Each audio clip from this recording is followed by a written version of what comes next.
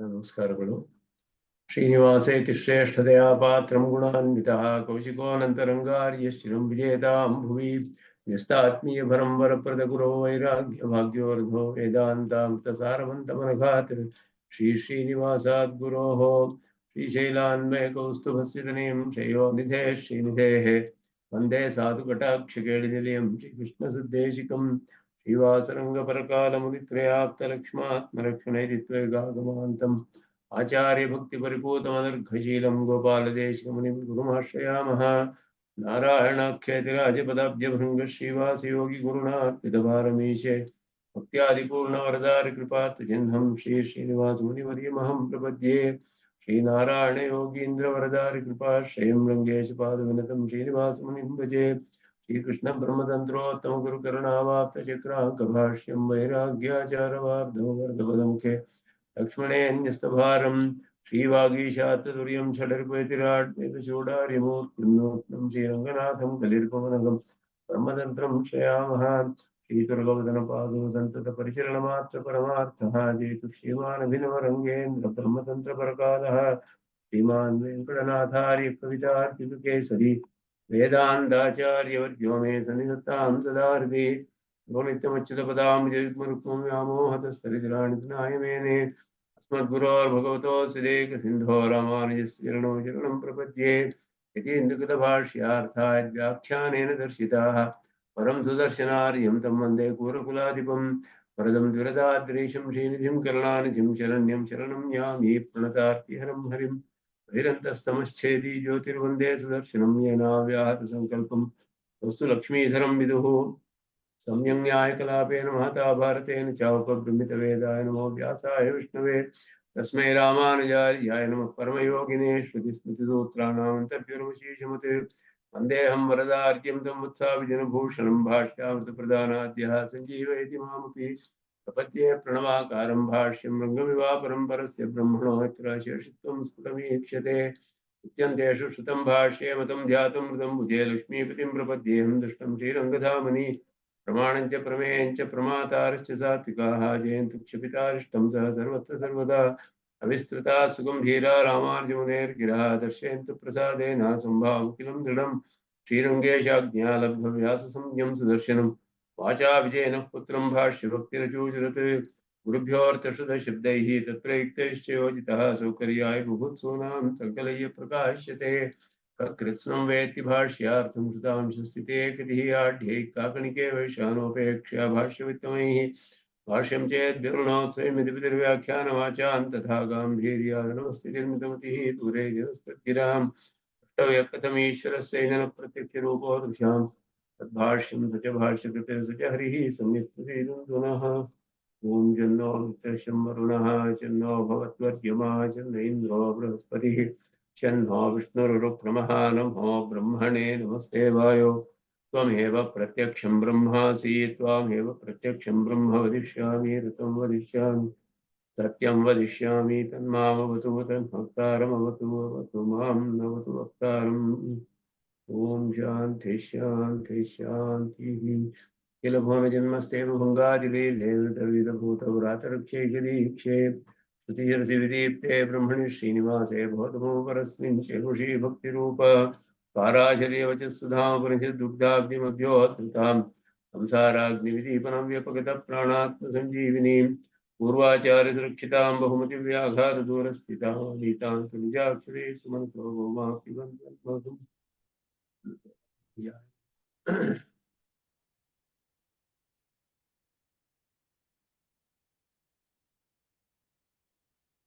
ವೇದಾಧ್ಯಧಿಕರಣ ಅದನ್ನ ಆರಂಭಿಸಿದ್ರು. ಇದು ಒಂದು ಮುಖ್ಯವಾದ ಅಧಿಕರಣವೇ, ಚಿಕ್ಕ ಅಧಿಕರಣ. ಆದರೆ ಇದರಲ್ಲಿ ಅನೇಕ ವಿಷಯಗಳು ನಮಗೆ ಸಾಮಾನ್ಯವಾಗಿ ತಿಳಿಯಬೇಕಾದ ಅನೇಕ ವಿಷಯಗಳು ಕೂಡ ಇಲ್ಲಿ ತಿಳಿಯುತ್ತೆ ನಮಗೆ. ಇದರಲ್ಲಿ ಸಂಗತಿ ಹೇಗೆ ಅಂದರೆ, ಹಿಂದಿನ ಪುರುಷ ವಿದ್ಯಾಧಿಕರಣದಲ್ಲಿ ತಸ್ಯಂ ವೃಷ ಯಜ್ಞಸ್ಯ ಆತ್ಮ ಅಂತ ಬಂದ ಆ ಅನುವಾಕವು ಅದು ಪುರುಷ ವಿದ್ಯೆಯೇ ಇಲ್ಲವೇ? ಅದರಲ್ಲಿ ಹೇಳಿರೋದು ಚಾಂದೋಗ್ಯದಲ್ಲಿಯೂ ಹೇಳಿರೋದು ಒಂದೇ ಅಂತ ಅರ್ಥ ಅಲ್ಲಿ ಪ್ರಶ್ನೆ. ಅದಕ್ಕೆ ಉತ್ತರ ಸಿದ್ಧಾಂತ ಛಾಂದೋಗ್ಯದಲ್ಲಿ ಹೇಳಿರೋದು ಬ್ರಹ್ಮವಿದ್ಯೆಯೇ ಅಲ್ಲ, ಅದು ಆಯುಸ್ಸುಗೋಸ್ಕರ ಹೇಳಿರುವಂತಹ ವಿದ್ಯೆ. ಇಲ್ಲಿ ಹೇಳಿರೋದು ಇದು ಒಂದು ಸ್ವತಂತ್ರವಾದ ವಿದ್ಯೆಯಲ್ಲ, ತಸ್ಯೇಮೃತಿಶಃ ಅನ್ನೋದು. ಇದು ಹಿಂದೆ ಬಂದಂತಹ ಓಮಿತ್ಯಾತ್ಮಾನಂದೀತ ಅನ್ನುವ ಬ್ರಹ್ಮವಿದ್ಯೆಗೆ ಅಂಗ ಅಂತ ಭಾಷಿಕಾರರು ಹೇಳಿದ್ರು. ಅದು ಪ್ರಪತ್ತಿಗೆ ಅಂತ ಕೂಡ ಹೇಳಿದ್ರೆ ಅಲ್ಲಿ ಪ್ರಪಂಚನ ಸ್ತುತಿ ಮಾತ್ರವಾಗುತ್ತೆ.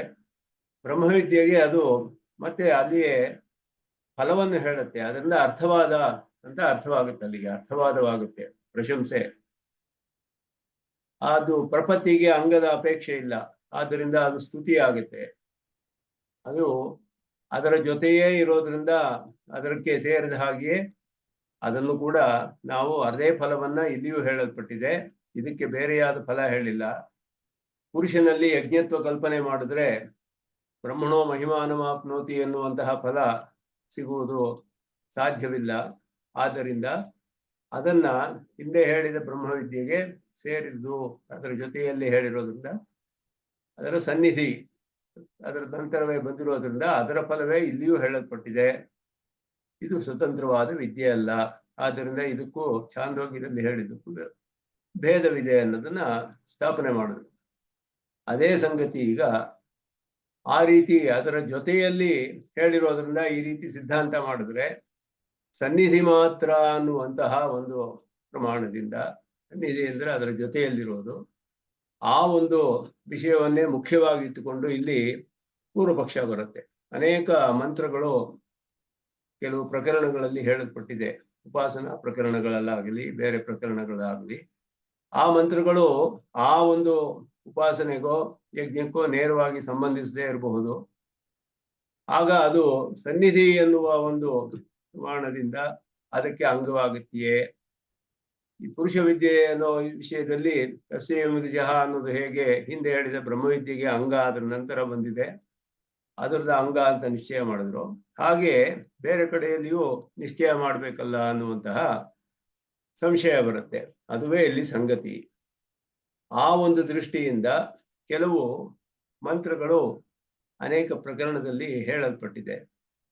ಆ ಮಂತ್ರಗಳಲ್ಲಿ ಇಲ್ಲಿ ಈ ಅಧಿಕರಣದಲ್ಲಿ ಪ್ರಧಾನವಾಗಿ ವಿಚಾರ ಮಾಡುವುದು ಶನ್ನೋ ಮಿತ್ರ ಶಂವರ್ಣ ಅನ್ನುವಂತಹ ತೈತಿರಿಯಕದ ಮಂತ್ರವೇ, ಅದುವೇ ಇಲ್ಲಿ ಪ್ರಧಾನ. ಆದರೆ ಇನ್ನೊಂದು ವಿಷಯವನ್ನು ಕೂಡ ತಿಳಿಸ್ಬೇಕು ಅಂತ ಸೂತ್ರಕಾರರು ಶುಕ್ರಂ ಪ್ರವಿದ್ಯ ಹೃದಯಂ ಪ್ರವಿದ್ಯ ಅನ್ನುವ ಮಂತ್ರವನ್ನ ತೆಗೆದರು ಸೂತ್ರದಲ್ಲಿ. ವೇದಾದಿ ಅಂತ ಹೇಳ್ಬಿಟ್ಟು, ವೇದ ಅಂದ್ರೆ ಸೀಳು ಹಾಕೋದು ಅಂತ ಅರ್ಥ. ಶುಕ್ರಂ ಪ್ರವಿದ್ಯ, ಅವನು ಶುಕ್ರವನ್ನು ಸೀಳು ಹಾಕ್ಬಿಡು, ನಾಶ ಮಾಡು. ಹೃದಯವನ್ನ ವಿಧಾರಣ ಮಾಡೋದು ಅಂತ ಅರ್ಥ, ಎರಡು ಭಾಗ ಸೀಳು ಹಾಕೋದು ಅಂತ. ಇದು ಶತ್ರುನಾಶನಕ್ಕೋಸ್ಕರ ಉಪಯೋಗಿಸುವಂತಹ ಅಭಿಚಾರಿಕ ಕರ್ಮಗಳಲ್ಲಿ ಬರುವಂತಹ ಮಂತ್ರ. ಉಪನಿಷತ್ತಿನ ಆರಂಭದಲ್ಲಿ ಬರುತ್ತೆ, ಆದ್ದರಿಂದ ಅಥರ್ವಣಿಕರ ಉಪನಿಷತ್ತು ಆರಂಭದಲ್ಲಿ ಬರುವ ಮಂತ್ರ ಇದು. ಈ ಮಂತ್ರಗಳೆಲ್ಲ ಅಧ್ಯಯನ ಮಾಡ್ತೀವಲ್ಲ, ಆ ರೀತಿ ಎಲ್ಲಾ ವೇದಗಳಲ್ಲಿಯೂ ಮಂತ್ರಗಳು ಕೆಲವು ಬರುತ್ತೆ. ಸಾಮವೇದದಲ್ಲಿಯೂ ಬರುತ್ತೆ, ದೇವಸವಿತಃ ಪೃಥುವ ಯಜ್ಞಂ ಪೃಥುವ ಮೊದಲಾದದ್ದು. ಕಾಟಕದಲ್ಲಿ ಶನ್ನೋ ಮಿತ್ರ ಶಂವರ್ಣ, ತೈತಿರಿಯಕ, ಕಾಟಕ ಇವುಗಳೆಲ್ಲ ಬರುತ್ತೆ. ಈ ರೀತಿ ಮಂತ್ರಗಳು ಬರುತ್ತಲ್ಲ, ಇದು ಐತರೇಯದಲ್ಲಿ ಬ್ರಾಹ್ಮಣ.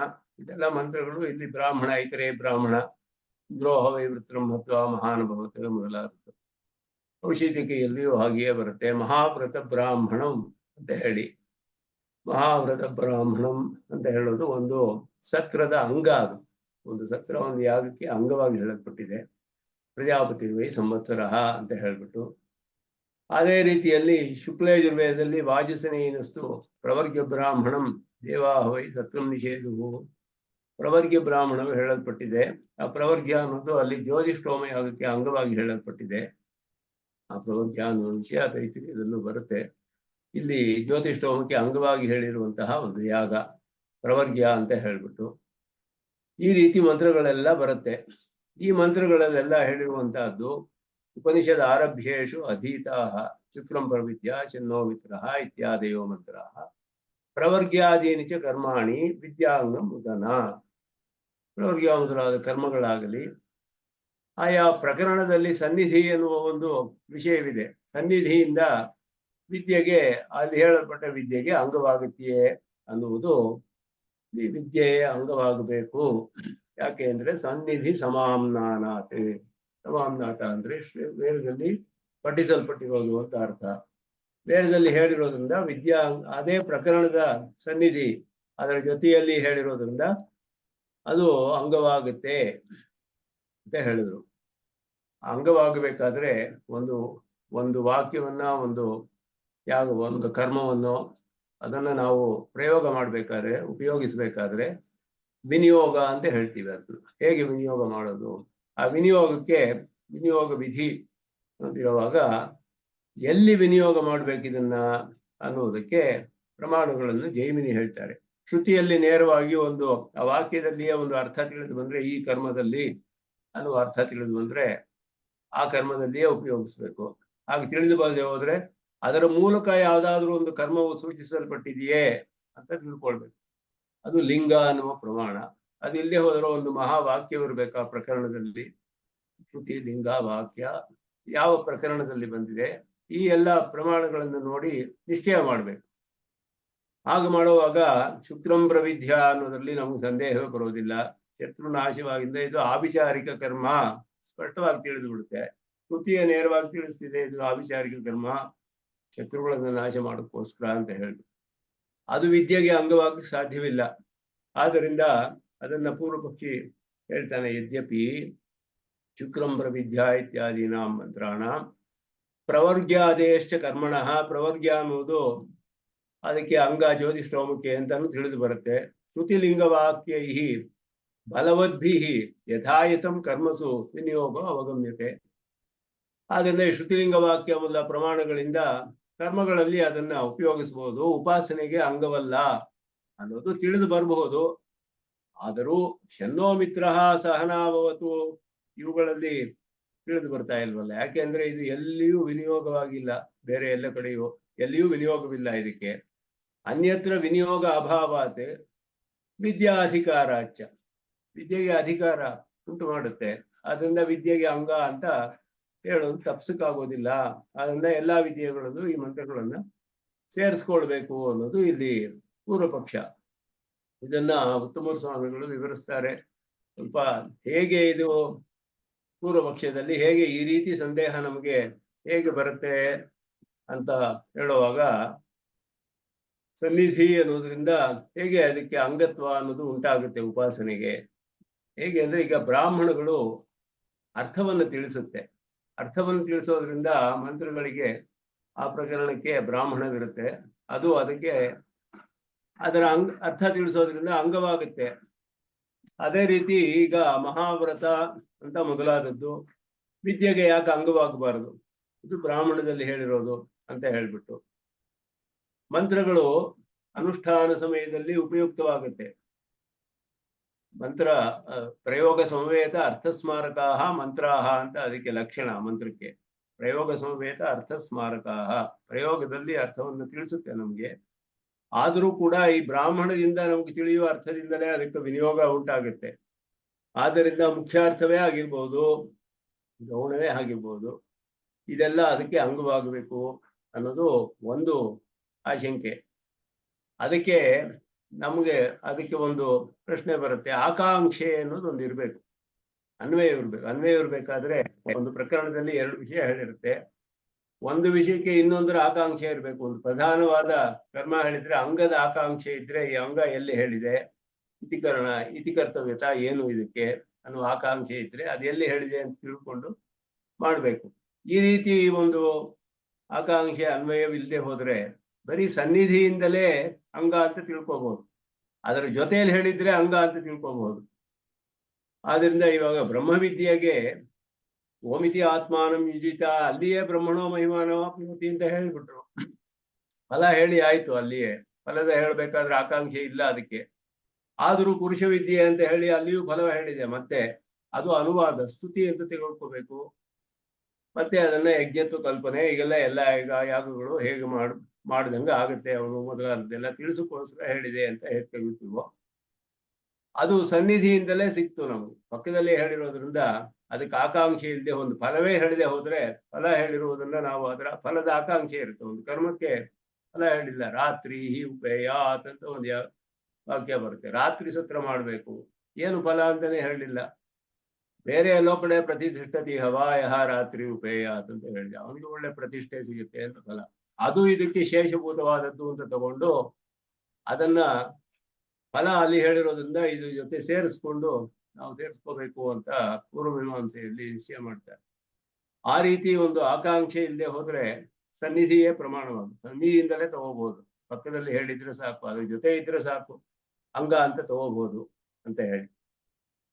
ಶ್ರುತಿ ಪ್ರವರ್ಗ್ಯ ಅನ್ನೋದು ಬೇರೆ ಕಡೆ ಅನ್ವಯ ವಿನಿಯೋಗ ಕಂಡು ಬರುತ್ತೆ. ಯಾವ ಪ್ರಕರಣ ಅಂತಾನೆ ಹೇಳಿಲ್ಲ. ಪ್ರವರ್ಗ್ಯ ಅನ್ನುವ ಯಾಗ ಆರಂಭಿಸುವಾಗ ಏನ್ ಪ್ರಕರಣ ಇದು, ಜ್ಯೋತಿಷ್ಠೋಮ ಪ್ರಕರಣವೇ, ಯಾವ ಪ್ರಕರಣ ಅದು ಹೇಳೇ ಇಲ್ಲ. ಹೇಳಿದೆ ಆರಂಭಿಸಿದೆ. ಆದರೆ ಅಲ್ಲೊಂದು ವಾಕ್ಯವಿದೆ, ಪುರಸ್ತಾದ್ ಉಪಸದಾಂ ಪ್ರವರ್ಗೇಣ ಪ್ರವೃಣತಿ ಅಂತ. ಉಪಸತ್ತಿಗೆ ಮೊದಲು, ಉಪಸತ್ ಅನ್ನೋದು ಒಂದು ಕರ್ಮ, ಅದಕ್ಕೆ ಮೊದಲು ಪ್ರವರ್ಗ್ಯವನ್ನು ಮಾಡಬೇಕು ಅಂತ ಹೇಳಿರೋದ್ರಿಂದ ಜ್ಯೋತಿಷ್ಠೋಮ ಯಾಗಕ್ಕೆ ಅಂಗ ಅನ್ನೋದು ಅಲ್ಲಿ ಸಿದ್ಧಿಸುತ್ತೆ. ವಿದ್ಯೆಗೆ ಹೇಗೆ ಅಂಗವಾಗುತ್ತದೋ ಉಪಾಸನೆಗೆ ಹೇಗೆ ಅಂಗವಾಗುತ್ತೆ ಅಂತ ಹೇಳಿದಾಗ ಎಲ್ಲಿ ಅಂಗ ಅಂತ ಹೇಳಲು ಸಾಧ್ಯವೋ ಅಲ್ಲಿ ಹಾಗೆ ತಿಳಿಬೇಕು. ಬೇರೆ ಎಲ್ಲಿಯೂ ವಿನಿಯೋಗ ಇಲ್ಲದೆ ಹೋದ್ರೆ ಲಿಂಗ ಪ್ರಮಾಣದಿಂದ ವಿನಿಯೋಗ ಹೇಳ್ಬೋದು. ಶನ್ನೋ ಮಿತ್ರ ಅನ್ನೋದು ಹೇಗೆ ಅದು ಅಂಗವಾಗಕ್ಕೆ ಸಾಧ್ಯ ಅನ್ನೋದು ಪ್ರಧಾನವಾಗಿ ಶನ್ನೋ ಮಿತ್ರ ಅಲ್ಲೇ ಇಲ್ಲಿ ವಿಷಯ ಬರೋದು. ಅದು ಅಧ್ಯಯನಕ್ಕೆ ಅಂಗ ಅಂತ ಹೇಳಿದ್ರೆ ಅಧ್ಯಯನವು ಉಪಾಸನೆಗೆ ಅಂಗ ಅಂತ ಯಾಕೆ ಹೇಳಬಾರ್ದು? ಯಾಕೆ ಅಂದ್ರೆ ಅಧ್ಯಯನ ಮಾಡದೆ ಉಪಾಸನೆ ಹೇಗೆ ಮಾಡ್ತಾನೋ ಅಂತ ಹೇಳಿದ್ರೆ ಅದಕ್ಕೆ ಭಾಷಿಕಾರರು ಇಲ್ಲಿ ಹೇಳ್ತಾರೆ, ಅಕ್ಷರ ರಾಶಿ ಗ್ರಹಣ ಅನ್ನೋದು ಅಧ್ಯಯನ. ಅದು ಸ್ವತಂತ್ರವಾದ ವಿಧಿಯಿಂದ ಸಿದ್ಧಿ ಆಗುತ್ತೆ. ಅಧ್ಯಯನ ಅನ್ನೋದು ಅಕ್ಷರ ರಾಶಿ ಗ್ರಹಣ, ಆಚಾರ್ಯ ಉಚ್ಚಾರಣ ಪೂರ್ವಕ ಅನುಚ್ಚಾರಣ ರೂಪ ಅಕ್ಷರ ರಾಶಿ ಗ್ರಹಣಂ, ವೇದಾಖ್ಯ ಅಕ್ಷರ ರಾಶಿ ಗ್ರಹಣಂ ಅಂತ ಹೇಳುದು. ಈ ಸ್ವತಂತ್ರ ವಿಧಿ ಇದೆ ಅದಕ್ಕೆ ಅಧ್ಯಯನಕ್ಕೆ. ಆದ್ದರಿಂದ ಬ್ರಾಹ್ಮಣಂ ಅಷ್ಟವರ್ಷಂ ಬ್ರಾಹ್ಮಣಂ ಉಪನಯೇತ್ ತಮ್ಮ ಅಧ್ಯಾಪಯೇತ್ ಅಂತ ಹೇಳಿದೆ. ಉಪನಯಿತ ತಮ್ಮ ಅಧ್ಯಾಪಯೇತ್ ಅಂತ. ಈ ಅರ್ಥಜ್ಞಾನ ಅನ್ನೋದು ಅದಕ್ಕೆ ಯಾವ ವಿಧಿ ಇಲ್ಲದೆ ಅದು ರಾಗಪ್ರಾಪ್ತವಾದದ್ದು. ಅರ್ಥಜ್ಞಾನ ತಿಳ್ಕೊಳ್ಬೇಕು ಅಂತ ವಿಧಿ ಇಲ್ಲ, ಆದರೆ ತನ್ನ ಇಚ್ಛೆಯಿಂದಲೇ ಅವನ ಅರ್ಥವನ್ನು ತಿಳಿದುಕೊಳ್ಳಕ್ಕೆ ಹೋಗ್ತಾನೊಬ್ಬ. ಆ ಅಧ್ಯಯನದಿಂದ ಸಂಪಾದಿಸಿದಂತಹ ತನ್ನ ಇಚ್ಛೆಯಿಂದ ಪಡೆದುಕೊಂಡ ಜ್ಞಾನದಿಂದ ಯಾರು ಜ್ಞಾನವನ್ನು ಪಡೆದುಕೊಂಡು ಬ್ರಹ್ಮವನ್ನು ಪಡೆದುಕೊಳ್ಬೇಕು ಅಂತ ಇಷ್ಟಪಡ್ತಾನೋ ಅವನು ಉಪಾಸನೆಗೆ ಅಧಿಕಾರಿಯಾಗ್ತಾನೆ. ಆದ್ದರಿಂದ ಇದು ಅಧಿಕಾರ ಸಿದ್ಧವಾಗಬೇಕಾದ್ರೆ ಅಧ್ಯಯನ ಮಾಡಿರ್ಬೇಕು. ಅಧ್ಯಯನಕ್ಕೆ ಅಂಗ ಶನ್ನೋಮಿತ್ರ. ಶನ್ನೋಮಿತ್ರ ಅನ್ನೋದು ಉಪಾಸನೆಗೆ ಅಂಗವಾಗೋದಿಲ್ಲ ಅನ್ನೋದನ್ನ ಇಲ್ಲಿ ವಿವರಿಸ್ತಾರೆ ಆ ರೀತಿ. ಆದ್ದರಿಂದ ಅದು ಬರೀ ಹೇಗೋ ಒಂದು ರಿಲೇಟ್ ಆಗಿದೆ. ಉಪಾಸನೆಗೆ ಪರಂಪರೆಯಾಗಿ ಕನೆಕ್ಷನ್ ಇದೆ, ಅನ್ವಯವಿದೆ. ಶನ್ನೋಮಿತ್ರ ಹೇಗೆ ಶನ್ನೋಮಿತ್ರ ಅಧ್ಯಯನಕ್ಕೆ ಅಂಗ ಆದ್ರೂ ಅಧ್ಯಯನ ಮಾಡದೆ ಉಪಾಸನೆ ಮಾಡೋಕ್ಕಾಗಲ್ಲ, ಅಧ್ಯಯನ ಮಾಡಿತಾನೆ ಉಪಾಸನೆ ಮಾಡ್ಬೇಕು. ಆದ್ರಿಂದ ಇದನ್ನ ಉಪಾಸನೆಗೆ ಅಂಗ ಅಂತ ಯಾಕೆ ತಗೊಳ್ಬಾರ್ದು? ಅದೇ ಪ್ರಕರಣದಲ್ಲಿ ಹೇಳಿದೆ ಅಂತ ಹೇಳಿದ್ರೆ, ಉಪಾಸನೆ ಮಾಡ್ಬೇಕಾದ್ರೆ ಅವನು ವೇದ ಮಂತ್ರಗಳ ಅರ್ಥವನ್ನು ತಿಳಿಬೇಕು, ವೇದವಾಕ್ಯಗಳ ಅರ್ಥವನ್ನು ತಿಳಿಬೇಕು. ಬ್ರಹ್ಮ ಜಿಜ್ಞಾಸೆ ಅರ್ಥವನ್ನು ತಿಳಿಬೇಕಾದ್ರೆ ಅದಕ್ಕೆ ವಿಧಿ ಇಲ್ಲ, ತನ್ನ ಸ್ವಂತ ಇಚ್ಛೆಯಿಂದಲೇ ತಿಳಿತಾನವನು.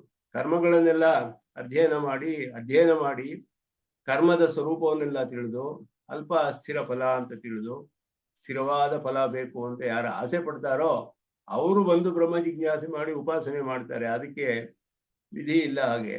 ಆದ್ದರಿಂದ ಇದು ನೇರವಾಗಿ ಅಂಗವಾಗುವುದಿಲ್ಲ. ಉಪಾಸನೆಗೆ ಶನ್ನೋಮಿತ್ರ ಮೊದಲಾದ್ದು ಅಂಗವಾಗುವುದಿಲ್ಲ. ಆದರೆ ಅದು ಯಾಕೆ ಬೇಕು ಅಂತ ಹೇಳಿದ್ರೆ ಅಧ್ಯಯನ ಮಾಡದೇ ಇರೋವನು ಅಧಿಕಾರಿಯೇ ಆಗೋದಿಲ್ಲ ಉಪಾಸನೆಗೆ. ಆದ್ದರಿಂದ ಅಧ್ಯಯನ ಮಾಡ್ಬೇಕಾದ್ರೆ ಶನ್ನೋಮಿತ್ರ ಅನ್ನೋದು ಅದಕ್ಕೆ ಅಂಗವಾಗುತ್ತೆ. ಅದರಿಂದ ಅದಕ್ಕೂ ಅನ್ವಯ ಇದೆ, ಅಧ್ಯಯನದಲ್ಲಿ ಅನ್ವಯವಿದೆ. ಬೇರೆ ಯಾವ ವಿಧಿಯಲ್ಲೋ ಕರ್ಮದಲ್ಲೋ ಅನ್ವಯವಿಲ್ಲ ಅಂತ ಹೇಳಿದ್ರೆ ಅಧ್ಯಯನದಲ್ಲಿ ಮೊದಲು ಶಾಂತಿ ಮಂತ್ರವನ್ನು ಹೇಳೋದ್ರಿಂದ ಅನ್ವಯವಿದೆ ಅಂತ ಹೇಳಿದ್ರು. ಅದಾದ ಮೇಲೆ ಶನ್ನೋಮಿತ್ರ ಅನ್ನುವುದೇ ಇಲ್ಲಿ ಪ್ರಧಾನವಾದ ವಿಷಯವಾದರೆ ಸೂತ್ರಕಾರರು ಯಾಕೆ ವೇದಾಧ್ಯಧಿಕರಣ ಅಂತ ವೇದಾದ್ಯರ್ಥ ವೇದಾತ್ ಶುಕ್ರಂ ಪ್ರವಿದ್ಯ ಅನ್ನೋ ಮಂತ್ರ ಯಾಕೆ ತೆಗೆದ್ರು ಇಲ್ಲಿ? ಅದು ಆಭಿಚಾರಿಕ ಕರ್ಮ ಅಂತ ಸ್ಪಷ್ಟವಾಗಿ ತಿಳಿಯುತ್ತಲ್ಲ, ಅದನ್ನ ಯಾಕೆ ತೆಗೆದ್ರು? ಇದು ಕನೆಕ್ಷನ್ನೇ ಇಲ್ಲ, ಅದಕ್ಕೂ ಇದಕ್ಕೂ ಸಂಬಂಧವೇ ಇಲ್ವಲ್ಲ. ಉಪಾಸನೆಗೂ ಅಭಿಚಾರ ಕರ್ಮದಲ್ಲಿ ಹೇಳಿರುವಂತಹ ಮಂತ್ರಕ್ಕೂ ಏನು ಸಂಬಂಧ? ಏನು ಇಲ್ವಲ್ಲ. ಅಂದ್ರೆ ಕೆಲವು ಪ್ರಕರಣಗಳಲ್ಲಿ ಯಾವುದೋ ಒಂದು ಕಾರಣದಿಂದ ಸಂಬಂಧಿಸದೆ, ಅದಕ್ಕೆ ನೇರವಾಗಿ ಸಂಬಂಧಿಸದೇ ಇದ್ರು ಅಂತಹ ಮಂತ್ರಗಳು ಪಠಿತವಾಗಿದೆ. ಅದರಿಂದ ಅಂಗವಾಗೋದಿಲ್ಲ. ಅದು ಬೇರೆ ಒಂದು ಕಾರಣಗಳಿಂದ ಇರಬಹುದು. ಆನಂದಮಯ ಅಧಿಕರಣ, ಆನಂದಮಯ ಉಪಾಸನೆ ಮಾಡ್ತಾನವನು. ಅಲ್ಲಿ ಅನ್ನಂ ಬಹು ಕುರ್ವೀತ ಮೊದಲಾದೆಲ್ಲ ಹೇಳಿದೆ. ಅನ್ನವನ್ನು ಮಾಡಬೇಕು, ಬೇಕಾದಷ್ಟು ಉಪಾಸನೆಗಳು ಹೇಳಿದೆ. ಇದೆಲ್ಲ ಉಪಾಸನೆಗೆ ಯಾಕೆ ಬೇಕು? ಇದೆಲ್ಲ ಅನ್ನ ಸಂಪಾದಿಸೋದು ಇದೆಲ್ಲ ಯಾಕೆ ಬೇಕು ಅವನಿಗೆ? ಒಬ್ಬ ಉಪಾಸಕನಿಗೆ ಅತಿಥಿ ಸತ್ಕಾರ ಮಾಡಬೇಕು ಅಂತ ಆಸೆ ಆಗುತ್ತೆ. ಅತಿಥಿಗಳು ಬಂದ್ರೆ ಸತ್ಕಾರ ಮಾಡಬೇಕು, ಅವನು ಮಾಡ್ಕೋಬಹುದು. ಅದು ಉಪಾಸನೆಗೆ ಅಂಗವಾಗಿ ಮಾಡ್ತಾನ. ನೇರವಾಗಿ ಪ್ರಧಾನವಾಗಿ ಮಾಡಲ್ಲ. ಉಪಾಸನೆ ಮಾಡ್ಕೊಂಡ ಹಾಗೆ ಬೇರೆ ಒಂದು ಉಪಾಸನೆಯನ್ನು ಮಾಡಿ ಅನ್ನವನ್ನು ಸಂಪಾದಿಸಿ ಅತಿಥಿ ಸತ್ಕಾರ ಮಾಡ್ಬೋದು. ಆ ರೀತಿ ಆಸೆ ಆದ್ರೆ ಅತಿಥಿ ಸತ್ಕಾರ ಮಾಡಬೇಕು. ಇದು ನೇರವಾಗಿ ಉಪಾಸನೆಗೆ ಸಂಬಂಧಿಸದೆ ಹೋದ್ರು ಕೆಲವು ಅದೇ ಪ್ರಕರಣಗಳಲ್ಲಿ ಹೇಳಿರುವಂತಹ ವಿಷಯಗಳು ಇರಬಹುದು. ಆದರೆ ಅದು ಅಂಗವಾಗೋದಿಲ್ಲ, ಉಪಾಸನೆಗೆ ಅಂಗವಲ್ಲ. ಇದು ಮಾಡಲೇಬೇಕು ಉಪಾಸನೆಗೆ ಅಂತ ಅರ್ಥವಲ್ಲ. ಆದ್ರೆ ಅಂತಹ ಕೆಲವು ವಿಷಯಗಳು ಹೇಳಲ್ಪಟ್ಟಿದೆ ಒಂದೇ ಪ್ರಕರಣದಲ್ಲಿ. ಆದ್ದರಿಂದ ಹೀಗೆ ಹೇಳುವುದರಲ್ಲಿ ವಿರೋಧವಿಲ್ಲ. ಶುಕ್ರಂ ಪ್ರವಿದ್ಯ ಅಂತ ಹೇಳಿರೋದು ಯಾಕೆ ಹೇಳಿದ್ರು? ಇಲ್ಲಿ ಸಂಬಂಧವೇ ಇಲ್ವಲ್ಲ ಅದಕ್ಕೂ, ಅಭಿಚಾರ ಕ್ರಮಕ್ಕೂ ಉಪಾಸನೆಗೂ ಏನ್ ಸಂಬಂಧ? ಆ ರೀತಿ ಕೆಲವು ಹೇಳಲ್ಪಟ್ಟಿದೆ ವೇದಗಳಲ್ಲಿ, ಅದು ಬೇರೆ ವಿಷಯಕ್ಕೋಸ್ಕರ. ಅದಕ್ಕೆ ಇಲ್ಲಿ ಕಡೆಯಲ್ಲಿ ಹೇಳ್ತಾರೆ, ಅದಕ್ಕೆ ದಿವಾಕೀರ್ತ್ಯ ಮೊದಲಾದ್ದು ಹೇಳಿ ಹೇಳ್ತಾರೆ. ಆದ್ರಿಂದ ಇಲ್ಲಿ ಇದು ಬಹಳ ಇದನ್ನೆಲ್ಲ ಇಲ್ಲಿ ವಿಷಯವನ್ನು ವಿಚಾರ ಮಾಡ್ತಾರೆ. ಇಲ್ಲಿ ಏವಂ ಪ್ರಾಪ್ತೆ ಪ್ರತ್ಯಕ್ಷಮಹೇ ಅಂದ್ರೆ ಈ ಶನ್ನೋ ಮಿತ್ರ ಮೊದಲಾದ್ದೆಲ್ಲ ಎಲ್ಲಾ ವಿದ್ಯೆಗಳಿಗೂ ಅಂಗವಾಗುತ್ತೆ. ಎಲ್ಲಾ ಉಪಾಸಕರು ಇದನ್ನ ಅಂಗವಾಗಿ ಸ್ವೀಕಾರ ಮಾಡಲೇಬೇಕು. ಪೂರ್ವ ಪಕ್ಷ ಆಗಲ್ಲ ಅಂತ ಇಲ್ಲಿ ಶುಕ್ರಂ ಪ್ರವಿದ್ಯ ಮೊದಲಾದದ್ದು ಕೃತಂ ವದಿಷ್ಯಾಮಿ ಸತ್ಯಂ ವದಿಷ್ಯಾಮಿ ಕೃತಮವಾದಿಶಂ ತೇಜಸ್ವಿನಾವಧೀತಮಸ್ತು ಮಾವಿದ್ವಿಷಾವಹೈ ಇತ್ಯಾದಿಭಿಃ ಲಿಂಗೈಃ ಅಭಿಚಾರ ಅಧ್ಯಯನಾದಿಷು ಯೇಷಾಂ ವಿನಿಯೋಗ ಅವಗಮಾತನ ವಿದ್ಯಾಂಗತ್ವಂ. ಅರ್ಥಗಳಿಂದ ಮತ್ತೆ ಅದರ ಅರ್ಥದಿಂದ ಸೂಚನೆ ಇದೆ. ತೇಜಸ್ವಿನೋ ಅಧೀತಮಸ್ತು ಅಂತ ಹೇಳಿದಾಗ ಅಧ್ಯಯನ ಮಾಡಿದವರು ಅಂತ ತಿಳಿದು ಬರುತ್ತೆ. ಆದ್ದರಿಂದ ಅದಕ್ಕೆ ಅಧ್ಯಯನದಲ್ಲಿ ವಿನಿಯೋಗವಿದೆ. ವಿನಿಯೋಗ ಎಲ್ಲೂ ಇಲ್ಲದೆ ಇದ್ರೆ ಉಪಾಸನೆಗೆ ಅಂಗವಾಗಿ ತಗೊಳ್ಬೇಕು. ಬೇರೆ ಎಲ್ಲೂ ವಿನಿಯೋಗ ಇಲ್ಲ ಈ ಮಂತ್ರಕ್ಕೆ, ವ್ಯರ್ಥವಾಗುತ್ತವೆ. ಅದರಿಂದ ಇದಕ್ಕೆ ಇಲ್ಲಿಯೇ ಸನ್ನಿಧಿ, ಅದರ ಜೊತೆ ಯಾವ ಉಪಾಸನೆ ಜೊತೆ ಹೇಳಿದ್ಯೋ ಅದಕ್ಕೆ ಅಂಗವಾಗಿ ತಗೊಳ್ಬೇಕು ಅಂತ ಪೂರ್ವಪಕ್ಷ ಹೇಳಿದ್ರೆ, ಅರ್ಥದಲ್ಲಿ ನಮಗೆ ವಿನಿಯೋಗ ಕಂಡು ಬರುತ್ತೆ. ವಿನಿಯೋಗ ಇಲ್ಲಿ ಅಂತ ಹೇಳಿದ್ರೆ ಅದು ಅಧ್ಯಯನಕ್ಕೆ ಉಪಯುಕ್ತವಾಗಿದೆ, ಅದರಿಂದ ಅಧ್ಯಯನಕ್ಕೆ ಅಂಗವಾಗುತ್ತೆ. ಶುಕ್ರಂ ಪ್ರವಿದ್ಯಾ ಅನ್ನೋದು ಆಭಿಚಾರಿಕ ಕರ್ಮ ಅನ್ನೋದು ಗೊತ್ತಾಗುತ್ತೆ. ಆದ್ದರಿಂದ ಅದರಲ್ಲಿ ಏನು ಪ್ರಶ್ನೆ ಇಲ್ಲ. ಏತದುಕ್ತಂ ಭವತಿ ಯದಾ ಯಥಾ ಹೃದಯಂ ಪ್ರವಿಧ್ಯೆ ಇತ್ಯಾದಿ ಮಂತ್ರ ಸಾಮರ್ಥ್ಯಾತ್ ಶುಕ್ರಂ ಪ್ರವಿಧ್ಯೇದಾದೀನಾಂ ಅಭಿಚಾರಾದಿ ಶೇಷತ್ವಂ ಅವಗಮ್ಯತೆ ಏವಮೇವ ಋತಂ ವದಿಷ್ಯಾಮಿ ತೇಜಸ್ವಿನೋ ವಧಿತಮಸ್ತು ಇತ್ಯಾದಿ ಮಂತ್ರ ಸಾಮರ್ಥ್ಯಾದೇವ ಸ್ವಾಧ್ಯಾಯ ಶೇಷತ್ವಂ ಎನ್ನೋ ಮಿತ್ರ ಇತ್ಯಾದಿ ಮಂತ್ರಾಣ ಅವಗಮ್ಯತೆ. ಎನ್ನೋ ಮಿತ್ರ ಅಂತ ಹೇಳೋದು ಎನ್ನೋ ಮಿತ್ರಶಂ ವರ್ಣ ಎಮ್ಮೋ ಭಗವದ್ವರ್ಯಮ ಇದೆಲ್ಲ ಹೇಳಿರೋದ್ರಲ್ಲಿ ಅಧ್ಯಯನ ಅನ್ನೋದೇನೋ ಕಂಡು ಬರೋದಿಲ್ಲ. ಅಂದ್ರೆ ಸಹನಾಭವತು ಇದರಲ್ಲಿ ಅರ್ಥ ಕಂಡು ಬರುತ್ತೆ. ಆದ್ದರಿಂದ ಅದರ ಸಾಮರ್ಥ್ಯದಿಂದ ಇದರಲ್ಲಿಯೂ ಕೂಡ ಸ್ವಾಧ್ಯಾಯ ಶೇಷತ್ವ, ಸ್ವಾಧ್ಯಾಯ ಅಂದ್ರೆ ವೇದಾಧ್ಯಯನಕ್ಕೆ ಶೇಷವಾದದ್ದು ಅನ್ನೋದು ನಾವು ತಿಳ್ಕೊಳ್ಬಹುದು ಅಂತ ಹೇಳಿದ್ರು. ಆದ್ರಿಂದ ನ ವಿದ್ಯಾಂಗತ್ವಂ, ವಿದ್ಯೆಗೆ ಅಂಗವಲ್ಲ ಅನ್ನೋದು ವಿಷಯ. ಮತ್ತೆ ಶುಕ್ರಂ ಪ್ರವಿದ್ಯಾ ಇತ್ಯಾದಿ ನಾಂ ಪ್ರವರ್ಗ್ಯಾದಿ ಬ್ರಾಹ್ಮಣಾನಾಂ ಚ ಇಹ ಪಾಠ ಅನ್ಕನೆಕ್ಟೆಡ್, ಅನ್ವಯವಿಲ್ಲದೆ ಇರೋ ವಿಷಯಗಳೆಲ್ಲ ಯಾಕೆ ಹೇಳಿದೆ ಒಂದು ಪ್ರಕರಣದಲ್ಲಿ, ಉಪಾಸನೆ ಪ್ರಕರಣದಲ್ಲಿ? ಅಂದ್ರೆ ದಿವಾಕೀರ್ತ್ಯತ್ವ ಅರಣ್ಯೇನುವಾಕ್ಯತ್ವ ಕೃತಃ ಅಂತ ಹೇಳಿದ್ರು. ಎರಡು ವಿಷಯ ಹೇಳ್ತಾರೆ ಇಲ್ಲಿ. ದಿವಾಕೀರ್ತ್ಯತ್ವ ಅರಣ್ಯೇನುವಾಕ್ಯತ್ವ ಅಂತ. ಅನುವಾಕ್ಯ ಅರಣ್ಯೇ ಅನುವಾಕ್ಯ ಅಂತ ಹೇಳ್ಬಿಟ್ಟು, ಅನುವಾಕ್ಯ ಅಂತ ಹೇಳಿದ್ರೆ ಅನುವಕ್ತವ್ಯ ಅಂತಾನೆ ಅರ್ಥ, ಅದಕ್ಕೆ ಹೇಳುವಂತಹದ್ದು ಅಂತ ಅರ್ಥ ಅನುವಾಕ್ಯ ಅಂತ ಹೇಳೋದಕ್ಕೆ. ದಿವಾಕೀರ್ತ್ಯ ಅಂದ್ರೆ ಬೆಳಿಗ್ಗೆ ಹೊತ್ತು ಹೇಳಬೇಕಾದ್ದು ಅಂತ ಅರ್ಥ. ಅದು ಇದು ಯಾಕೆ ಕೆಲವು ಹೇಳಿದೆ ಅರಣ್ಯ ಗೇಯ, ಗ್ರಾಮ ಗೇಯ ಮೊದಲಾದೆಲ್ಲ ಸಾಮವೇದದಲ್ಲಿ ಭಾಗಗಳಿಗೆ ಹೇಳಲ್ಪಟ್ಟಿದೆ. ಗ್ರಾಮ ಗೇಯ, ಅರಣ್ಯ ಗೇಯ, ಅರಣ್ಯದಲ್ಲಿ ಹಾಡಬೇಕು, ಅರಣ್ಯದಲ್ಲಿ ಹೇಳಬೇಕು ಅಂತೆಲ್ಲ ಹೇಳಿದೆ. ಆರಣ್ಯಕಗಳು ಅನ್ನೋದೇ ಅರಣ್ಯದಲ್ಲಿ ನಾವು ಅಲ್ಲಿ ಮಾಡಬೇಕಾದಂತಹ ಉಪಯೋಗವಂತಹ ಮಂತ್ರಗಳೆಲ್ಲ ಅಲ್ಲಿ ಹೇಳಲ್ಪಟ್ಟಿದೆ ಅಂತ ಹೇಳಿದ್ರ. ಅದೆಲ್ಲ ಯಾಕೆ ಉಪನಿಷತ್ತಿಗೆ ಅರಣ್ಯಕತ್ವ ಅನ್ನೋದು ಯಾಕೆ ಬರಬೇಕು ಅಂತ ಹೇಳಿದ್ರೆ, ಅದಕ್ಕೆ ಹೇಳ್ತಾರೆ ಎಲ್ಲರಿಗೂ. ಈಗ ಅನುಪನೀತರಿದ್ದಾರೆ ಸ್ತ್ರೀಯರು, ಅವ್ರಿಗೆಲ್ಲ ಹೇಳದೇ ಇರ್ಬೋದು ಅನ್ನೋಕ್ಕೋಸ್ಕರ ಅರಣ್ಯದಲ್ಲಿ ಹೇಳಿರ್ಬೋದು. ಈ ರೀತಿ ಎಲ್ಲ ಅದಕ್ಕೆ ಹೇಳ್ತಾರೆ. ಆದ್ರೆ ವಿಶೇಷವಾಗಿ ಪ್ರಧಾನವಾಗಿ ಹೇಗೆ ಅಂತ ಹೇಳಿದ್ರೆ, ಜಪ ಪಾರಾಯಣಗಳಿಗೆ ಉಪಯುಕ್ತವಾದಂತಹ ಅನುಪೂರ್ವಿ ವಿಶೇಷ. ಜಪಕ್ಕೂ ಪಾರಾಯಣಕ್ಕೂ ಮೊದಲಾದಕ್ಕೆಲ್ಲ ಅನುಪೂರ್ವಿ ವಿಶೇಷ ಅನ್ನೋದು ಇರಬೇಕು ವೇದದಲ್ಲಿ. ಅನುಪೂರ್ವಿ ಇಲ್ಲದೆ ಹೋದ್ರೆ ಕ್ರಮ ವಿಶೇಷ. ಅನುಪೂರ್ವಿ ಅಂದ್ರೆ ಯಾವ್ದಾದ್ಮೇಲೆ ಯಾವ್ದು ಬರುತ್ತೆ, ಅದು ಇಲ್ಲದೆ ಹೋದ್ರೆ ವೇದವೇ ಆಗೋದಿಲ್ಲ. ವೇದ ಮಂತ್ರಗಳನ್ನ ಅದೇ ಕ್ರಮ ವಿಶಿಷ್ಟವಾಗಿ ಅದೇ ರೀತಿಯಲ್ಲಿಯೇ ನಾವು ಪಠನ ಮಾಡಬೇಕು, ಪಾರಾಯಣ ಮಾಡಬೇಕು, ಉಚ್ಚರಿಸಬೇಕು, ಉಪಯೋಗಿಸಬೇಕು. ಅದು ಕ್ರಮ ಎಂದಿಗೂ ತಪ್ಪಿಲ್ಲ. ಅದುವೇ ಅದರ ಅಪೌರುಷೇಯತ್ವವನ್ನು ತಿಳಿಸುತ್ತೆ. ಅದೇ ಕ್ರಮದಲ್ಲಿ ಎಂದೆಂದಿಗೂ ಆಚಾರ್ಯ ಶಿಷ್ಯರ ಮೂಲಕ ಪರಂಪರೆಯಲ್ಲಿ ಅದು ಅಧ್ಯಯನ ಮಾಡಿಕೊಂಡು ಮಾಡಲ್ಪಟ್ಟಿದೆ, ಪ್ರವರ್ತಿಸಲ್ಪಟ್ಟಿದೆ. ಆದ್ದರಿಂದ ಆ ಕ್ರಮ ವಿಶೇಷ, ಅನುಕೂಲ ವಿಶೇಷ ಸಿದ್ಧಿಗೋಸ್ಕರ ಈ ಶಾಂತಿ ಮಂತ್ರಗಳು ಹೇಳಲ್ಪಟ್ಟಿದೆ. ಆದ್ದರಿಂದ ವಿದ್ಯೆಯೇ ಆಗಲಿ, ವಿದ್ಯೆ ಅಥವಾ ವೇದ್ಯವಾದ ವಸ್ತು, ಇದೆರಡು ಮಂತ್ರದಿಂದ ಪ್ರಧಾನವಾಗಿ ಪ್ರತಿಪಾದ್ಯವಾಗಿದ್ರೆ ಅದು ವಿದ್ಯೆಗೆ ಅಂಗವಾಗುತ್ತೆ. ಈ ಶನ್ನೋ ಮಿತ್ರಃ ಮೊದಲಾದದ್ದು ಅಧ್ಯಯನಕ್ಕೆ ಮಾತ್ರವೇ ಅಂಗವಾಗುತ್ತೆ. ಒಂದು ಪ್ರಕರಣಕ್ಕೆ ಸಂಬಂಧಿಸದೇ ಇರಲು ಇನ್ನೊಂದು ಕಡೆ ಹೇಳಿರಬಹುದು, ಅದರಲ್ಲೇನು ವಿರೋಧವಿಲ್ಲ, ಅದಕ್ಕೆ ಬೇರೆ ಕಾರಣಗಳಿರುತ್ತೆ. ಆದ್ದರಿಂದ ಅದು ಅಂಗಾಂಗಿ ಭಾವವನ್ನು ಉಂಟು ಮಾಡೋಕೆ ಕಾರಣವಾಗೋದಿಲ್ಲ. ಒಂದೇ ಪ್ರಕರಣದಲ್ಲಿ ಎರಡು ವಿಷಯ ಹೇಳಿದ್ರೆ, ಒಂದು ಉಪಾಸನೆ ಜೊತೆ ಹೇಳಿರೋದೆಲ್ಲ ಅದಕ್ಕೆ ಅಂಗವಾಗಬೇಕು ಅಂತ ಅದಕ್ಕೆ ನಿಯಮವಿಲ್ಲ. ಬೇರೆ ವಿಷಯಗಳು ವೇದದಲ್ಲಿ ಹೇಳಿರಬಹುದು. ಆದರೆ ಹೇಗೆ ಅಂಗ ಅನ್ನೋದು ನಿಶ್ಚಯ ಮಾಡಬೇಕು?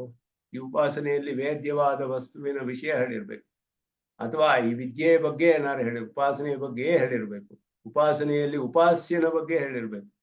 ಆ ರೀತಿ ಹೇಳಿದ್ರೆ ಮಾತ್ರವೇ ಅಂಗವಾಗುತ್ತೆಯೇ ಹೊರತು ಅದು ಪ್ರಕರಣದಲ್ಲಿ ಸನ್ನಿಧಿ ಎನ್ನುವ ಒಂದು ಕಾರಣದಿಂದಲೇ ಎಲ್ಲವೂ ಆಗೋದಿಲ್ಲ ಅನ್ನೋದನ್ನ ಇಲ್ಲಿ ನಿಶ್ಚಯ ಮಾಡ್ತಾರೆ. ಅದೇ ಅಲ್ಲಿ ಪ್ರಧಾನವಾಗಿ ನಿಶ್ಚಯ ಮಾಡೋದು ಈ ಅಧಿಕರಣದಲ್ಲಿ, ವೇದಾಧ್ಯಧಿಕರಣ ಅಂತ ಹೇಳ್ಬಿಟ್ಟು.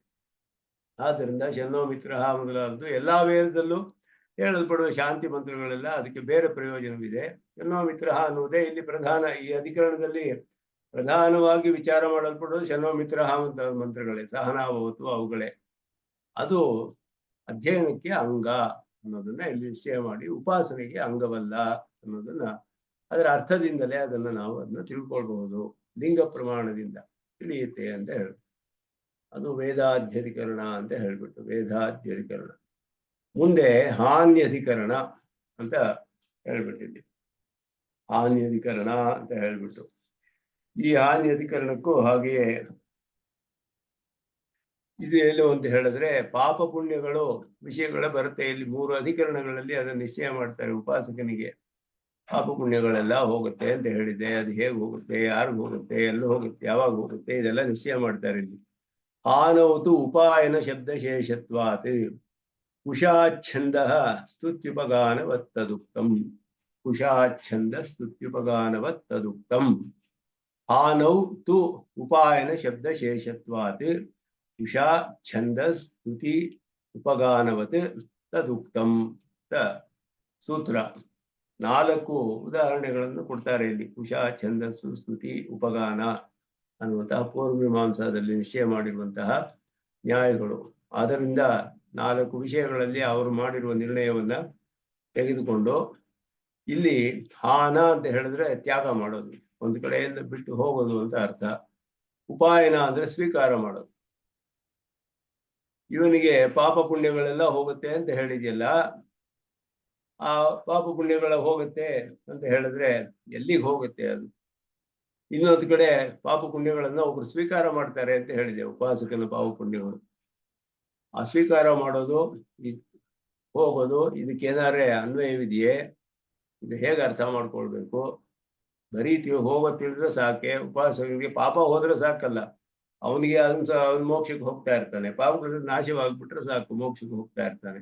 ಯಾರು ತಗೊಳ್ತಾರೋ ಬಿಡ್ತಾರೋ ಆ ವಿಷಯ ಅವನಿಗೆ ಯಾಕೆ ತಿಳಿಬೇಕು? ಈ ರೀತಿ ಎಲ್ಲ ಪ್ರಶ್ನೆ ಬರುತ್ತೆ. ಅದನ್ನೆಲ್ಲ ಇಲ್ಲಿ ವಿಚಾರ ಮಾಡ್ತಾರೆ ಇಲ್ಲಿ. ಅದಕ್ಕೆ ಸಂಗತಿ ಹೇಳುವಾಗ ಸನ್ನಿಧಿಯಲ್ಲಿ ಹೇಳಲ್ಪಟ್ಟಂತಹದ್ದು ಅಂತ ಹೇಳಿದ್ರು. ಸನ್ನಿಧಿ ಹೇಳಿರೋದು ಮಾತ್ರವೇ ಪ್ರಯೋಜನವಲ್ಲ ಅಂತ ವೇದಾಧ್ಯಧಿಕರಣದಲ್ಲಿ ನಿಶ್ಚಯ ಮಾಡಿದ್ದು. ಪುರುಷ ವಿದ್ಯಾಧಿಕರಣದಲ್ಲಿ ಸನ್ನಿಧಿಯಿಂದಲೇ ನಿಶ್ಚಯ ಮಾಡಿದ್ರು, ಜೊತೆಯಲ್ಲಿರೋದು ಅಂತ. ವೇದಾಧ್ಯಧಿಕರಣದಲ್ಲಿ ಜೊತೆಯಲ್ಲಿ ಇದ್ರೂ ಬೇರೆ ಯಾವುದೋ ವಿಷಯಕ್ಕೆ ಅನ್ವಯಿಸಿರ್ಬೋದು, ವಿದ್ಯೆಗೆ ಅಂಗ ಆಗೋದಿಲ್ಲ ಅಂತ. ಆ ರೀತಿ ಜೊತೆಯಲ್ಲಿಯೇ ಇರುವ ಕೆಲವು ವಾಕ್ಯಗಳು ಆಗ ಅಂಗವಾಗುತ್ತೆಯೇ ಇಲ್ವೇ ಉಪಾಸನೆಗೆ ಅನ್ನೋ ವಿಷಯ ಇಲ್ಲಿ ಸಂಗತಿ. ಅಂತಹ ವಾಕ್ಯಗಳನ್ನ ಪುಣ್ಯ ಪಾಪ ರೂಪದ ನಾಶದ ವಿಷಯದಲ್ಲಿ ಬರುವಂತಹ ವಾಕ್ಯಗಳು, ಅದನ್ನ ಹೇಳ್ತಾರೆ. ಛಂದೋಗಾಹ ಆಮನಂತಿ. ಸಾಮವೇದಗಳು ಅಶ್ವೈವ ರೋಮಾಣಿ ವಿಧೂಯ ಪಾಪಂ ಚಂದ್ರೈವ ರಾಹೋರ್ಮುಖಾತ್ ಪ್ರಮುಚ್ಯ ಧೂತ್ವಾ ಶರೀರಂ ಅಕೃತಂ ಕೃತಾತ್ಮ ಬ್ರಹ್ಮಲೋಕಂ ಅಭಿಸಂಭವಾನಿ. ಅಶ್ವೈವ ರೋಮಾಣಿ ವಿಧೂಯ, ಒಂದು ಕುದುರೆ ಹೇಗೆ ಕೂದಲುಗಳನ್ನೆಲ್ಲ ಕಡುವಿ, ತಲೆಯನ್ನು ಕಡುಬಿಟ್ಟು ಕೂದಲುಗಳನ್ನೆಲ್ಲ ಅದರಲ್ಲಿರುವ ಧೂಳು ಎಲ್ಲವನ್ನು ಬೀಸಾಗಿ ಹೊರಗಡೆ ಹೋಗುವಂಗ್ ಮಾಡುತ್ತಲ್ಲ, ಕೆಳಗಡೆ ಬೀಳೋ ಹಾಗೆ ಮಾಡುತ್ತೆ, ಅದೆಲ್ಲ ಒದರೆ ಹಾಕ್ಬಿಡುತ್ತೆ ಎಲ್ಲವನ್ನು. ಆ ರೀತಿ ಪಾಪವನ್ನೆಲ್ಲ ಒದರಿ ಹಾಕಿಬಿಟ್ಟು ಚಂದ್ರೈವ ರಾಹೋಹೋ ಮುಖಾತ್ ಪ್ರಮುಚ್ಯ, ಚಂದ್ರನು ರಾಹುವಿನ ಮುಖದಿಂದ ಬಿಡಿಸ್ಕೊಂಡು ಬರೋ ಹಾಗೆ ಶರೀರವನ್ನು ಒದರಿ ಹಾಕಿ ಧೂತ್ವ ಶರೀರಂ ಅಕೃತಂ ಕೃತಾತ್ಮ, ಏನ್ ಮಾಡ್ಬೇಕೋ ಅದು ಮಾಡಲ್ಪಟ್ಟವನು, ಉಪಾಸನೆಯೋ ಮೋಕ್ಷ ವಿದ್ಯೆಯನ್ನ ಅನುಷ್ಠಾನ, ಮೋಕ್ಷ ಉಪಾಯವನ್ನ ಅನುಷ್ಠಾನ ಮಾಡಿದವನು ಅಕೃತಂ ಬ್ರಹ್ಮಲೋಕಂ ಅಭಿಸಂಭವಾಮಿ, ಅಕೃತವಾದ ಪರಮಾತ್ಮನನ್ನು ಹೋಗಿ ಸೇರ್ತೇನೆ ಅಂತ ಅಲ್ಲಿ ಹೇಳಲ್ಪಟ್ಟಿದೆ. ಉಪಾಸಕನಿಗೆ ಮೋಕ್ಷ ಫಲ, ಅಲ್ಲಿ ಪಾಪಗಳನ್ನೆಲ್ಲ ಒದರಿ ಹಾಕ್ಬಿಡ್ತಾನೆ ಅಂತ ಹೇಳ್ತು. ಬರೀ ಪಾಪದ ಹಾನ ಹೇಳಿದೆ. ಹಾನ ಅಂದ್ರೆ ತ್ಯಾಗ, ಬಿಡೋದು ಅಂತ ಅರ್ಥ. ಪಾಪವನ್ನೆಲ್ಲ ಒದರಿ ಹಾಕ್ಬಿಡ್ತಾನೆ ಇವನು, ಆ ರೀತಿ ತನ್ನ ಪಾಪಗಳನ್ನೆಲ್ಲ ಒದರಿ ಹಾಕ್ತಾನೆ ಅಂತ. ವಿಧೂಯ ಪಾಪಂ ಚಂದ್ರೈವ ರಾಹೋ ಮುಖಾತ್ ಪ್ರಮುಚ್ಯ, ಬಿಡಿಸ್ಕೊಂಡು ಶರೀರವನ್ನು ಒದರಿ ಹಾಕಿ ಶರೀರನ ಬಿಡಿಸ್ಕೊಂಡು ಹೋಗ್ತಾ ಇರ್ತಾನೆ ಮೋಕ್ಷಕ್ಕೆ. ಆಥರ್ವಣಿಕಾಶ್ಚ, ಅಥರ್ವ ವೇದದಲ್ಲಿ ತದಾ ವಿದ್ವಾನ್ ಪುಣ್ಯಪಾಪೇ ವಿಧೂಯ ನಿರಂಜನ ಪರಮಂ ಸಾಮ್ಯ ಉಪೈತಿ. ಆಗ ಒಬ್ಬ ಉಪಾಸಕನು, ವಿದ್ವಾನ್ ಅಂದ್ರೆ ಉಪಾಸಕ, ಪುಣ್ಯಪಾಪೇ ವಿಧೂಯ, ಪುಣ್ಯಪಾಪಗಳೆರಡನ್ನು ಒಡವಿ ಹಾಕಿಬಿಟ್ಟು ನಿರಂಜನ, ಯಾವ ಒಂದು ಕರ್ಮ ಲೇಪವೂ ಇಲ್ಲದೆ ಪರಮಂ ಸಾಮ್ಯ ಉಪೈತಿ, ಪರಮಾತ್ಮನೊಡನೆ ಪರಮ ಸಾಮ್ಯಾಪತ್ತಿಯನ್ನು ಹೊಂದುತ್ತಾನೆ ಅಂತ ಹೇಳಿದೆ. ಇದೆರಡರಲ್ಲಿಯೂ ಕೂಡ ಪುಣ್ಯಪಾಪಗಳು ಬಿಟ್ಟು ಬಿಡೋದು ಹೇಳಲ್ಪಟ್ಟಿದೆ, ಹಾನ ಮಾತ್ರವೇ ಹೇಳಲ್ಪಟ್ಟಿದೆ. ಇಲ್ಲಿ ಶಾಠ್ಯಾಯನಿನಸ್ತು ತಸ್ಯ ಪುತ್ರಾಹ ದಾಯಮುಪಯಂತಿ ಸುಹೃದಃ ಸಾಧುಕೃತ್ಯಾಂ ವಿಷಂತಹ ಪಾಪಕೃತ್ಯಾಂ. ಕೌಶಿತಕಿ ಉಪನಿಷತ್ತು ಅದರಲ್ಲಿ ಬರೋದು, ಕೌಶಿತಕಿಯಲ್ಲಿ ಬರುತ್ತೆ. ಶಾಠ್ಯಾಯನಿಗಳು ಅವರು ಕೂಡ ಸಾಮವೇದದ ಶಾಖೆ. ತಸ್ಯ ಪುತ್ರಾಹ ದಾಯಮುಪಯಂತಿ, ಅವನ ಮಕ್ಕಳು ದಾಯ ಭಾಗವನ್ನು ಪಡೆದುಕೊಳ್ತಾರೆ. ಒಬ್ಬ ಉಪಾಸಕನಿಗೆ ಕಡೆ ಶರೀರ ಬಿಟ್ಟು ಹೋಗುವಾಗ ಅವನ ಆಸ್ತಿ ಏನೇನಿರುತ್ತೋ ಅದೆಲ್ಲ ಅವನ ಮಕ್ಕಳಿಗೆ ಹೋಗುತ್ತೆ. ಸುಹೃದ ಸಾಧು ಕೃತ್ಯಾಂ, ಅವನ ಪುಣ್ಯಗಳು ಏನೇನಿದೆಯೋ, ಒಳ್ಳೆ ಕೆಲಸಗಳನ್ನು ಮಾಡಿ ಪುಣ್ಯವನ್ನು ಸಂಪಾದಿಸಿಕೊಂಡು ಇನ್ನು ಮಿಕ್ಕಿದ್ರೆ ಅದು ಅವನ ಸುಹೃತಗಳಿಗೆ ಹೋಗುತ್ತೆ. ದುಷ್ಯಂತಹ ಪಾಪಕೃತ್ಯಾಂ, ಅವನ ಪಾಪಗಳು ಏನಾದ್ರೆ ಫಲಗಳು ಇನ್ನು ಅನುಭವಿಸದೆ ಉಳಿದಿರೋದು ಯಾವ್ದಾದ್ರು ಇದ್ರೆ ಅದು ಅವನ ದ್ವೇಷಗಳಿಗೆ ಹೋಗುತ್ತೆ. ಇಲ್ಲಿ ಪುಣ್ಯ ಪಾಪಗಳು ಎಲ್ಲಿ ಹೋಗುತ್ತೆ ಅನ್ನೋದು ಹೇಳಿದೆ, ಇವನು ಬಿಡೋದು ಹೇಳಿಲ್ಲ. ಛಂದೋಗಿಯಲ್ಲಿಯೂ ಇದರಲ್ಲಿ ಹೇಳುವಾಗ ಅಶ್ವೈರೋ ಮಾಡಿ ವಿಧೂಯ, ಪಾಪನೆಲ್ಲ ಬಿಟ್ಬಿಡ್ತಾನೆ ಅಂತ ಹೇಳ್ತಿ. ಇಲ್ಲಿ ಯಾರು ಏನನ್ನ ಸ್ವೀಕಾರ ಮಾಡ್ತಾರೆ ಅಂತ ಹೇಳಿದೆ. ಕೌಶಿತಕಿ ಉಪನಿಷತ್ತಿನಲ್ಲಿ ತತ್ ದುಷ್ಕೃತೆ ಧೂಮತೆ ತಸ್ಯ ಪ್ರಿಯಾ ಜ್ಞಾತೆಯ ಸುಕೃತಮುಪಯಂತಿ ಅಪ್ರಿಯಾ ದುಷ್ಕೃತಂ, ಎರಡೂ ಹೇಳ್ಬಿಡ್ತು ಇಲ್ಲಿ ಕೌಶಿತಕಿಯಲ್ಲಿ. ಸುಕೃತ ದುಷ್ಕೃತೆ ಧೂಮತೆ, ಸುಕೃತವನ್ನು ದುಷ್ಕೃತವನ್ನು ಒದರ ಹಾಕ್ಬಿಡ್ತಾನೆ, ಪುಣ್ಯ ಪಾಪಗಳನ್ನೆಲ್ಲ. ತಸ್ಯ ಪ್ರಿಯಾ ಜ್ಞಾತೆಯ ಸುಕೃತಮುಪಯಂತಿ, ಪ್ರಿಯರಾದ ಜ್ಞಾತಿಗಳೆಲ್ಲ ಅವನ ಸುಕೃತಗಳನ್ನ ಸ್ವೀಕಾರ ಮಾಡ್ತಾರೆ. ಅಪ್ರಿಯ ದುಷ್ಕೃತಂ, ಯಾರು ಪ್ರಿಯರಲ್ಲವೋ ಅವರೆಲ್ಲ ದುಷ್ಕೃತಗಳ ಪಾಪಗಳೆಲ್ಲ ಅವ್ರಿಗೆ ಹೋಗುತ್ತೆ. ಇಲ್ಲಿ ಹಾನವು ಹೇಳಲ್ಪಟ್ಟಿತ್ತು, ಉಪಾಯನ ಅಂದ್ರೆ ಸ್ವೀಕಾರ ಮಾಡೋದು, ಹಾನ ಅಂದ್ರೆ ಬಿಡೋದು. ಎರಡು ಕಡೆ ಬರೀ ಹಾನ ಮಾತ್ರ ಹೇಳ್ತು, ಒಂದು ಕಡೆ ಬರೀ ಉಪಾಯನ ಹೇಳ್ತು, ಒಂದ್ ಕಡೆ ಹಾನ ಉಪಾಯನ ಎರಡೂ ಹೇಳಿದೆ. ಈ ರೀತಿ ವಾಕ್ಯಗಳು ಕಂಡು ಬರುತ್ತೆ. ಉಪಾಸಕನಿಗೆ ಚರ್ಮದೇಹ ಬಿಟ್ಟಾಗ ಪುಣ್ಯ ಪಾಪಗಳು ಏನಾಗುತ್ತೆ ಅನ್ನೋ ವಿಷಯದಲ್ಲಿ ಒಂದು ಕಡೆ ಬರೀ ವಿಧೂಯ ಪಾಪಂ ಅಂತ ಹೇಳ್ತು, ಧೂತ್ವಾ ಶರೀರಂ. ಇನ್ನೊಂದು ಕಡೆ ಪುಣ್ಯ ಪಾಪೇ ವಿಧೂಯ ನಿರಂಜನ ಪರಮಂ ಸಾಮ್ಯ ಉಪಯತಿ. ಇನ್ನೊಂದು ಕಡೆ ಪುತ್ರಾಹ ದಾಯುಪಯಂತಿ ಸುಕೃತಃ ಸಾಧುಕೃತ್ಯ. ಮತ್ತೊಂದು ಕಡೆ ಸುಕೃತೆ ಧೂಮತೆ ಪ್ರಿಯಾಹ ಜ್ಞಾತೆಯ ಸುಕೃತಮುಪಯಂತಿ ಅಪ್ರಿಯಾಹ ದುಷ್ಕೃತಂ. ಎರಡೂ ಹೇಳಿದೆ, ಹಾನ ಉಪಾಯನ ಎರಡೂ ಹೇಳಲ್ಪಟ್ಟಿದೆ. ಈಗ ಇದು ಸನ್ನಿಧಿಯಿಂದಲೇ ವಿಚಾರ, ಸನ್ನಿಧಿ ಇದ್ರೂ ಏನು ಪ್ರಯೋಜನವಿಲ್ಲ ಅಂತ ಹೇಳಿದ್ವಿ. ಇದರಲ್ಲಿ ಯಾವುದನ್ನ ಹೇಗೆ ಉಪಾಸಕ ಇದನ್ನೆಲ್ಲ ಅನುಸಂಧಾನ ಮಾಡ್ಬೇಕೆ? ತನಗೆ ಚರ್ಮ ಶರೀರ ಹೋಗುವಾಗ ನಿಪಾಪಗಳೇನಾಗುತ್ತೆ ಅನ್ನೋದು ಉಪಾಸಕನಿಗೆ ವಿದ್ಯೆಗೆ ಅಂಗವೇ. ಇದು ಉಪಾಸನೆಗೆ ಅಂಗವಾಗಿ ಚಿಂತನೆ ಮಾಡಬೇಕಾದ ವಿಷಯವೇ ಅನ್ನೋದು ವಿಚಾರ. ಏವಂ ಕ್ವಚಿತ್ ಪುಣ್ಯಪಾಪಯೋ ಹಾನಿ, ಕೆಲವು ಕಡೆ ಪುಣ್ಯಪಾಪ ಬಿಟ್ಟುಬಿಡೋದು ಹೇಳಿದೆ. ಕ್ವಚಿತ್ ಪ್ರಿಯಾಪ್ರಿಯೇಷು ತತ್ಪ್ರಾಪ್ತಿ, ಕೆಲವು ಕಡೆ ಪ್ರಿಯಾಪ್ರಿಯರಲ್ಲಿ ಅದು ಹೋಗಿ ಸೇರುತ್ತೆ ಅಂತ ಹೇಳಿದೆ. ಕ್ವಚಿತ್ ಉಭಯಂ ಚ ಶ್ರುತಂ, ಕೆಲವು ಕಡೆ ಎರಡು ಹೇಳಿದೆ, ಹಾನ ಉಪಾಯನ ಎರಡು ಹೇಳಿದೆ. ಅದು ಉಭಯಂ ಏಕೈಕ ವಿದ್ಯಾಯಾಂ ಶ್ರುತಮಪಿ ಸರ್ವವಿದ್ಯಾಂಗಂ ಆಸ್ಥೇಯಂ. ಎರಡೂ ಕೂಡ ಯಾವ್ದಾದ್ರು ಒಂದು ವಿದ್ಯೆಯಲ್ಲಿ ಹೇಳಿದ್ರು ಎಲ್ಲಾ ವಿದ್ಯೆಯಲ್ಲಿಯೂ ಅದನ್ನ ಹೇಳ್ಬೇಕು, ತಗೊಳ್ಕೋಬೇಕು ನಾವು, ಅದು ಅನ್ವಯಿಸುತ್ತೆ. ಯಾಕೆ ಅಂದ್ರೆ ಸರ್ವ ಬ್ರಹ್ಮವಿದ್ಯಾನಿಷ್ಠಸ್ಯಾಪಿ ಬ್ರಹ್ಮ ಪ್ರಾಪ್ನುತಃ ಪುಣ್ಯಪಾಪ ಪ್ರಹಾಣಸ್ಯ ಅವಶ್ಯಂ ಭಾವಿತ್ವಾತಿ ಪ್ರಹೀಣ ವಿಷಯತ್ವಾಚ ಉಪಾಯನಸ್ಯ. ಸರ್ವ ಬ್ರಹ್ಮವಿದ್ಯಾನಿಷ್ಠಸ್ಯಾಪಿ, ಎಲ್ಲಾ ಬ್ರಹ್ಮವಿದ್ಯೆಗಳಲ್ಲಿಯೂ ಯಾವುದೇ ಬ್ರಹ್ಮವಿದ್ಯೆಯಲ್ಲಿದ್ದರೂ ಕೂಡ ಬ್ರಹ್ಮ ಪ್ರಾಪ್ನುತಃ ಬ್ರಹ್ಮವನ್ನು ಪಡೆಯುವಂತವನಿಗೆ ಪುಣ್ಯಪಾಪ ಪ್ರಹಾಣಸ್ಯ, ಪುಣ್ಯಪಾಪಗಳನ್ನ ಬಿಡೋದು, ಪ್ರಹಾಣ ಅಂದ್ರೆ ಹಾನಿ, ಬಿಟ್ಬಿಡೋದು, ನಾಯಿ ಹೋಗೋದು, ಅವಶ್ಯಂ ಭಾವಿತ್ವಾತ್, ಪುಣ್ಯಪಾಪಗಳೆಲ್ಲ ಹೋಗ್ಬಿಡುತ್ತೆ, ನಾನು ಬ್ರಹ್ಮನಲ್ಲಿ ಹೋಗ್ತೇನೆ ಅಂತ ಅವನು ತಿಳಿದುಕೊಳ್ಬೇಕು. ಅವಶ್ಯವಾಗಿ ತಿಳಿಬೇಕಾದ ವಿಷಯ, ಅನುಸಂಧಾನ ಮಾಡಬೇಕು, ಅದರ ಚಿಂತನೆ ಮಾಡಬೇಕು. ಪ್ರಹೀಣ ವಿಷಯತ್ವಾಚ ಉಪಾಯನಸ್ಯ, ಸ್ವೀಕಾರ ಮಾಡೋದು ಬಿಟ್ರೆ ತಾನೇ ಸ್ವೀಕಾರ ಮಾಡೋಕ್ ಸಾಧ್ಯ. ಒಂದು ಕಡೆ ಬಿಟ್ಟಿರೋದು ಇನ್ನೊಂದು ಕಡೆ ತೆಗೆದುಕೊಳ್ಳಕ್ ಸಾಧ್ಯ, ಬಿಡದೇ ಇದ್ರೆ ಹೇಗೆ ತೆಗೆದುಕೊಳ್ಳಕ್ ಸಾಧ್ಯ? ಉಪಾಯನ ಅನ್ನೋದು ಸುಖತಃ ಸಾಧುಕೃತ್ಯಾಮ್ ಅಂದ್ರೆ ಅವನ ಸಾಧುಕೃತ್ಯಗಳು ಹೋಗ್ದೇನೆ ಹೋದ್ರೆ ಇವ್ರಿಗೆ ಬರುತ್ತೆ ಅದು.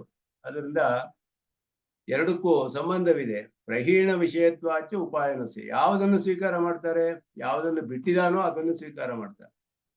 ಆದ್ದರಿಂದ ಉಪಾಯನಕ್ಕೆ ಯಾವುದು ವಿಷಯ, ಸ್ವೀಕಾರಕ್ಕೆ ಅಂದ್ರೆ ಯಾವುದು ಬಿಟ್ಟಿದ್ಯೋ.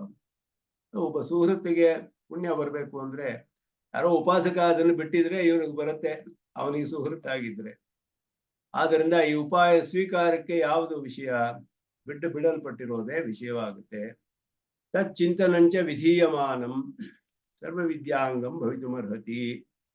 ಈ ರೀತಿ ಅದರ ಚಿಂತನೆಯನ್ನ ವಿಧಿಸಲ್ಪಟ್ಟಿದೆ, ಅದು ಎಲ್ಲಾ ವಿದ್ಯೆಗೂ ಅಂಗವಾಗಬೇಕು, ಎಲ್ಲಾ ವಿದ್ಯೆಗಳಿಗೂ ಅಂಗವಾಗಬೇಕು. ಅದು ಇಲ್ಲಿ ವಿಚಾರ ಮಾಡ್ತಾರೆ. ತತ್ರೇದು ವಿಚಾರ್ಯತೆ, ವಿಚಾರ ಮಾಡಲ್ಪಡುತ್ತೆ. ಹಾನಿ ಚಿಂತನಂ ಉಪಾಯ ಚಿಂತನಂ ಉಭಯ ಚಿಂತನಂ ಚ ವಿಕಲ್ಪಿಯೇರನ್, ಉಪಾಯ ಉಪಸಂಹ್ರಿಯೇರನ್ವಾ ಕಿಂ ಯುಕ್ತಂ ವಿಕಲ್ಪಿಯೇರನ್ನಿತಿ ಪೂರ್ವಪಕ್ಷ. ಈ ರೀತಿ ಎಲ್ಲಾ ವಿದ್ಯೆಯಲ್ಲಿಯೂ ಈ ಹಾನ ಉಪಾಯನಗಳನ್ನ ಚಿಂತನೆ ಮಾಡುವುದು ಅವಶ್ಯಕ. ಎಲ್ಲಾ ಬ್ರಹ್ಮವಿದ್ಯಾನಿಷ್ಠರು ಕೂಡ ಉಪಾಸಕರು ಇದನ್ನ ಚಿಂತನೆ ಮಾಡಬೇಕು. ಉಭಯ ಪಾಪಗಳು ಹೋಗುತ್ತೆ ಅನ್ನೋದ್ರ ವಿಷಯ ಚಿಂತನೆ ಮಾಡಬೇಕು. ಹಾಗೆ ಇರುವಾಗ ಏನನ್ನ ಚಿಂತನೆ ಮಾಡಬೇಕು? ಹಾನಿ ಚಿಂತನಂ ಉಪಾಯ ಚಿಂತನಂ ಉಭಯ ಚಿಂತನಂ ಚ ವಿಕಲ್ಪಿಯರು. ಹಾನಿ ಚಿಂತನವು ಉಪಾಯನ ಚಿಂತನ, ಎರಡು ಚಿಂತನಗಳು, ಎರಡನ್ನು ಮಾಡ್ಬೇಕೆ. ಬರೀ ಹಾನಿಯಾಗೋದು ತಿಳ್ಕೊಳ್ಬೇಕೆ, ಯಾರಿಗೂ ಹೋಗುತ್ತೆ ಅನ್ನೋದು ಉಪಾಯನ, ಅದರ ಬಗ್ಗೆ ಚಿಂತನೆ ಮಾಡ್ಬೇಕೆ. ಎರಡನ್ನು ಚಿಂತನೆ ಮಾಡ್ಬೇಕೆ. ಇದು ವಿಕಲ್ಪವಾಗುತ್ತೆ, ಚಾಯ್ಸು, ಯಾವುದನ್ನ ಮಾಡ್ಬೇಕು ಅನ್ನೋದು. ಅಥವಾ ಎಲ್ಲವನ್ನು ಸೇರಿಸ್ಕೊಳ್ಬೇಕೆ, ಉಪಸಂಹ್ರಿಯರನ್ವಾ, ಎಲ್ಲರನ್ನು ಸೇರಿಸ್ಕೊಳ್ಬೇಕೆ, ಉಪಸಂಹಾರ, ಗುಣೋಪಸಂಹಾರ ಮಾಡಿದ ಹಾಗೆ. ಬರೀ ಹಾನಿಯನ್ನು ಮಾತ್ರ ಚಿಂತನೆ ಮಾಡ್ಬೇಕೆ. ಬರೀ ಉಪಾಯನ ಅಂದ್ರೆ ನಮ್ಮ ಪಾಪವೆಲ್ಲ ಪುಣ್ಯ ಪಾಪಗಳೆಲ್ಲ ಸುಹೃತಿಗೆ ಹೋಗುತ್ತೆ, ಈ ತರ ಚಿಂತನೆ ಮಾಡ್ಬೇಕೆ. ಎರಡನ್ನು ಚಿಂತನೆ ಮಾಡ್ಬೇಕೆ ಅಂತ ಹೇಳಿದಾಗ ವಿಕಲ್ಪ ಅಂತ ಪೂರ್ವಪಕ್ಷ ಪ್ರಾಪ್ತವಾಗುತ್ತೆ. ಯಾವ್ದಾದ್ರು ಒಂದು ಚಿಂತನೆ ಮಾಡಿದ್ರು ಸಾಕು, ಯಾವ್ದು ಬೇಕಾದ್ರೂ ಚಿಂತನೆ ಮಾಡಬಹುದು. ಯಾಕೆ ಅಂತ ಹೇಳಿದ್ರೆ ಪೃಥಗಾಮ್ನಾನ ಸಾಮರ್ಥ್ಯಾತಿ, ಬೇರೆ ಬೇರೆಯಾಗಿ ಶ್ರುತಿಗಳಲ್ಲಿ ಹೇಳಲ್ಪಟ್ಟಿದೆ. ಬೇರೆ ಬೇರೆಯಾಗಿ ಹೇಳಿರೋದ್ರಿಂದ ಒಂದಕ್ಕೊಂದಕ್ಕೆ ಸನ್ನಿಧಿ ಇಲ್ಲವಲ್ಲ. ಆದ್ದರಿಂದ ಬೇರೆ ಬೇರೆ ಶಾಖೆಗಳಲ್ಲಿ ವಿಷಯಗಳು ಹೇಳಲ್ಪಟ್ಟಿರೋದ್ರಿಂದ ಚಾಂದೋಗ್ಯನು, ಇದ್ರೇನು, ಕೌಶಿಕಿ, ಬೇರೆ ಬೇರೆ ವಿಷಯಗಳು ಹೇಳಿರೋದ್ರಿಂದ ಇದಕ್ಕೆ ವಿಕಲ್ಪ ಅಂತಾನೆ ಇಟ್ಕೊಳ್ಬೇಕು ಅಂತ ಪೂರ್ವಪಕ್ಷ. ಯಾಕೆ ಅಂದ್ರೆ ಸೇರ್ಕೊಂಡ್ರೆ ಸಮುಚ್ಚಯೈಹಿ ಸರ್ವತ್ರ ಉಭಯ ಅನುಸಂಧಾನಂ ಸ್ಯಾತ್. ಸಮುಚ್ಚಯ ಅಂದ್ರೆ ಎಲ್ಲ ಸೇರಿಸ್ಕೊಳ್ಳಿ ಅಂತ ಹೇಳಿದ್ರೆ ಎಲ್ಲ ಕಡೆಯೂ ಎರಡನ್ನೂ ಅನುಸಂಧಾನ ಮಾಡ್ಬೇಕಾಗುತ್ತೆ. ಅದು ಕೌಶೀತಕಿ ವಾಕ್ಯೇನೈವ ಸಿದ್ಧಂ ಇತಿ ಅನ್ಯತ್ರ ಅನಾಮ್ನಾನಂ ಅನರ್ಥಕಂ ಏವ ಸ್ಯಾತ್. ಈ ವಿಕಲ್ಪ ಅನ್ನೋದ್ರಲ್ಲಿ ಬೇಕಾದಷ್ಟು ದೋಷಗಳು ಬರುತ್ತೆ. ವಿಕಲ್ಪದಲ್ಲಿ ಎರಡು ಚಾಯ್ಸ್ ಕೊಟ್ರೆ ಇದು ಮಾಡ್ಬೇಕಾ ಅದು ಮಾಡ್ಬೇಕಾ, ಬರೀ ಹಾನ ಒಂದ್ ಕಡೆ ಹೇಳಿದೆ, ಉಪಾಯನ ಒಂದ್ ಕಡೆ ಹೇಳಿದೆ, ಎರಡು ಹೇಳಿದೆ. ಎರಡನ್ನೂ ತೆಗೆದುಕೊಂಡ್ರೆ ಹಾನ ಉಪಾಯನ ಹೇಳಿದ ವಾಕ್ಯಗಳು ವ್ಯರ್ಥವಾಗುತ್ತೆ. ಶ್ರುತಿ ವಾಕ್ಯಗಳಿಗೆ ಅದಕ್ಕೆ ಅನರ್ಥಕ, ಅರ್ಥವೇ ಇರೋದಿಲ್ಲ. ಆಗ ಇದು ಮಾತ್ರ ಸ್ವೀಕಾರ ಮಾಡಿದ್ರೆ ಅದು ಅನರ್ಥವಾಗ್ಬಿಡುತ್ತೆ, ಅದನ್ನು ಸ್ವೀಕಾರ ಮಾಡಿದ್ರೆ ಇದಕ್ಕೆ ಅನರ್ಥಕ್ಕೆ ಬರುತ್ತೆ. ಇದೆಲ್ಲ ದೋಷವಾಗುತ್ತೆ. ಹೇಳಿರೋದನ್ನ ಮಾಡದೇ ಇರೋದು, ಹೇಳದೇ ಇರೋದನ್ನ ಮಾಡ್ಬೇಕಾದ್ದು, ಈ ರೀತಿಯೆಲ್ಲ ಬರುತ್ತೆ. ಅದಕ್ಕೆ ಆದ್ದರಿಂದ ಇಲ್ಲಿ ಅನಾಮ್ನಾನಂ ಅನರ್ಥಕಮೇವ ಆಮ್ನಾನಂ ಅನರ್ಥಕಮೇವ ಸ್ಯಾತ್, ಅನ್ಯತ್ರ ಆಮ್ನಾನಂ ಅನರ್ಥಕಮೇವ ಸ್ಯಾತ್. ಇನ್ನೊಂದ್ ಕಡೆ ಹೇಳಿರೋದು ಅನರ್ಥವಾಗ್ಬಿಡುತ್ತೆ, ಅದಕ್ಕೆ ಪ್ರಯೋಜನವೇ ಇರೋದಿಲ್ವಲ್ಲ. ಔಷಧಿಗೆ ಮಾತ್ರ ಹೇಳಿರೋದು ಎಲ್ಲಾರು ಮಾಡ್ಬೇಕು ಅಂತ ಹೇಳಿದ್ರೆ, ಚಾಂದೋಗಿದ್ರೆ ಹೇಳಿದ್ರೆ ವ್ಯರ್ಥವಾಗೋಯ್ತು, ಮುಟುಕೋಪದಿಂದ ಹೇಳಿದ್ರೆ ವ್ಯರ್ಥವಾಗೋಯ್ತು, ಇದೆಲ್ಲ ವ್ಯರ್ಥವಾಯ್ತಲ್ಲ ಅನ್ನುವ ದೋಷ ಬರುತ್ತೆ. ಅತಃ ಅನೇಕತ್ರ ಆಮ್ನಾನಸ್ಯ ವಿಕಲ್ಪ ಏವ ಪ್ರಯೋಜನಂ. ಮೂರು ಕಡೆ ಮೂರು ವಿಷಯ ಬೇರೆ ಬೇರೆಯಾಗಿ ಹೇಳಿದ್ರೆ ಯಾಕೆ ಹೇಳುತ್ತೆ ಶ್ರುತಿ ಹಂಗೆ ಅಂದ್ರೆ, ಯಾವ್ದು ಬೇಕಾದ್ರೂ ಚೂಸ್ ಮಾಡ್ಕೊಳ್ಳಿ ಅಂತ ಹೇಳಕ್ಕೋಸ್ಕರ ಹೇಳಿದೆ. ವಿಕಲ್ಪವೇ ಪ್ರಯೋಜನ ಅಲ್ಲಿ. ಇಲ್ಲದೆ ಹೋದ್ರೆ ಯಾಕೆ ಮೂರು ಕಡೆ ಮೂರು ವಿಧವಾಗಿ ಬರ್ಬೇಕು ಶ್ರುತಿಯಲ್ಲಿ? ವಿಕಲ್ಪವೇ ಅಲ್ಲಿ ಪ್ರಯೋಜನ. ಯಾವ್ದಾದ್ರೂ ಒಂದು ತಗೊಳ್ಳಿ ಅಂತ ಹೇಳೋದೇ ಪ್ರಯೋಜನವಾಗುತ್ತೆ ಅಂತ ಪೂರ್ವ ಪಕ್ಷ. ನಚ ಅಧ್ಯೇತೃಭೇದೇನ ಪರಿಹರ್ತುಂ ಶಕ್ಯಂ ಅನೇಕತ್ರ ಆಮ್ನಾನಂ. ಇಲ್ಲ, ಅನೇಕ ಕಡೆ ಹೇಳಿರೋದಕ್ಕೂ ಒಂದು ಪ್ರಯೋಜನವಿದೆ. ಕೌಶೀತಕಿ ಉಪನಿಷತ್ತು ಯಾರು ಅಧ್ಯಯನ ಮಾಡ್ತಾರೋ ಅವರಿಗೆ ಅದು ಪ್ರಯೋಜನ, ಛಂದೋಗಿ ಉಪನಿಷತ್ತು ಅಧ್ಯಯನ ಮಾಡೋರು ಸಾಮವೇದಿಗಳಿಗೆ ಇದು ಪ್ರಯೋಜನವಾಗುತ್ತೆ. ಅದು ಅಧ್ಯೇತೃ ಭೇದ ಇದೆಯಲ್ಲ, ಒಬ್ಬರೇ ಎಲ್ಲವನ್ನು ಅಧ್ಯಯನ ಮಾಡದೇ ಇರ್ಬೋದು, ಎಲ್ಲ ಅವ್ರವ್ರ ಶಾಖೆ ಅಧ್ಯಯನ ಮಾಡಿದ್ರೆ ಆಯಾ ಶಾಖೆಯವ್ರಿಗೆ ಅದು ತಿಳಿಸ್ಬೇಕಲ್ಲ. ಆದ್ರಿಂದ ಅನೇಕ ಕಡೆ ಬರೋದ್ರಲ್ಲಿ ವಿರೋಧವಿಲ್ಲ, ಅದಕ್ಕೆ ವಿಕಲ್ಪವೇ ಪ್ರಯೋಜನ ಅಂತ ಹೇಳ್ಬೇಕಾಗಿಲ್ಲ. ಯಾಕೆಂದ್ರೆ ಆಯಾ ಶಾಖೆಗಳನ್ನ ಅಧ್ಯಯನ ಮಾಡುವವರು ಬೇರೆ ಬೇರೆ ಆಗಿರೋದ್ರಿಂದ ಅವರಿಗೆ ಅನೇಕ ಕಡೆ ಹೇಳೋದ್ರಲ್ಲಿ ವಿರೋಧವಿಲ್ಲ ಅಂತ ಹೇಳಿ, ಅವಿಶೇಷ ಪುನಃಶ್ರವಣಂ ಈ ಅಧ್ಯೇತೃಭೇದ ಪರಿಹಾರ್ಯಂ. ಅದಕ್ಕೆ ಪೂರ್ವ ಪಕ್ಷ ಹೇಳ್ತಾನೆ, ನೀವು ಹಾಗೆ ಹೇಳಕ್ ಆಗೋದಿಲ್ಲ. ಯಾಕೆ ಅಂದ್ರೆ ಅನೇಕ ಕಡೆ ಹೇಳಿದ್ರೆ ಒಂದೇ ತರ ಹೇಳಿರ್ಬೇಕು. ಐತಿರಿಯರಿಗೂ ಇದು ತಿಳಿಸ್ಬೇಕು, ಸಾಮವೇದಿಗಳಿಗೂ ಇದೇ ವಿಷಯ ತಿಳಿಸ್ಬೇಕು, ಕೌಶಿತಿಗೆ ಉಪನಿಷತ್ ಅಧ್ಯಯನ ಮಾಡೋರ್ಗೂ ಇದೇ ವಿಷಯ ತಿಳಿಸ್ಬೇಕು ಅಂತಿದ್ರೆ ಎರಡು ಕಡೆಯೂ ಒಂದೇ ರೀತಿ ಬಂದಿರ್ಬೇಕಾಗಿತ್ತು. ಆದ್ರೆ ಹಾಗೆ ಬಂದಿಲ್ಲ, ಬೇರೆ ಬೇರೆಯಾಗಿ ಬಂದಿದೆ. ಆದ್ರಿಂದ ಇದು ವಿಕಲ್ಪವೇ ಅಂತ ಸಿದ್ಧ ಅನ್ನೋದು ಪೂರ್ವ ಪಕ್ಷ. ಅನೇಕ ಕಡೆ ಬಂದಿರೋದಕ್ಕೆ ಅದುವೇ ಪ್ರಯೋಜನ. ಯಾವ್ದಾದ್ರು ಒಂದು ಚೂಸ್ ಮಾಡ್ಕೊಳ್ಳಿ ಅನ್ನೋದು ಒಂದು ಉದ್ದೇಶದಿಂದ ಅನೇಕ ಶಾಖೆಗಳಲ್ಲಿ ಹೇಳಲ್ಪಟ್ಟಿದೆ. ಆದ್ರಿಂದ ಇದೊಂದು ತಗೊಳ್ಬೇಕು, ಹಾನ ಇಲ್ಲ ಉಪಾಯನ, ಇಲ್ಲ ಹಾನ ಉಪಾಯನ, ಎರಡು ಯಾವ್ದಾದ್ರು ಒಂದು ತಗೊಳ್ಬೇಕು ಅಷ್ಟೇ ಅಂತ ಹೇಳಿ ಇದ್ರ ಸಮುಚ್ಚಯವಿಲ್ಲ, ಸೇರಿಸ್ಕೊಳ್ಬಾರ್ದು, ಉಪಸಂಹಾರ ಮಾಡಬಾರದು ಅನ್ನೋದು ಪೂರ್ವ ಪಕ್ಷ. ಅತ್ರತು ಹಾನಿರೇವ ದ್ವಯೋ ಶಾಖೆಯೋ ಉಪಾಯನಮೇವ ಚ ಏಕಸ್ಯಾಂ. ಒಂದು ಶಾಖೆಯಲ್ಲಿ ಬರೀ ಉಪಾಯನೆ, ಎರಡು ಶಾಖೆಯಲ್ಲಿ ಬರೀ ಹಾನಿ ಹೇಳಿದೆ, ಹೇಗೆ ಬಿಟ್ಬಿಡ್ತಾನೆ ಪಾಪಗಳನ್ನ ಅಂತ ಮಾತ್ರ ಹೇಳಿದೆ. ಒಂದ್ ಕಡೆ ಪಾಪ ಪುಣ್ಯಗಳು ಯಾರು ಸ್ವೀಕಾರ ಮಾಡ್ತಾರೆ ಅಂತ ಮಾತ್ರ ಹೇಳಿದೆ. ನಚ ವಿದ್ಯಾಭೇದೇನ ವ್ಯವಸ್ಥಾಪಯಿತು ಶಕ್ಯಂ ಸರ್ವಶೇಷಭೂತಮಿದಂ ಅನುಸಂಧಾನಂ ಇತಿ ಯುಕ್ತತ್ವಾತ್.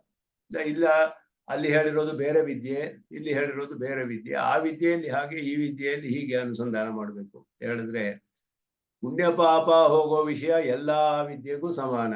ಏಕೆಂದ್ರೆ ಉಪಾಸಕರಿಗೆ ಎಲ್ಲಾರ್ಗೂ ಪುಣ್ಯ ಪಾಪಗಳೆಲ್ಲ ಹೋದ್ಮೇಲೆಯೇ ಮೋಕ್ಷ ಪ್ರಾಪ್ತಿ ಅವರಿಗೆ.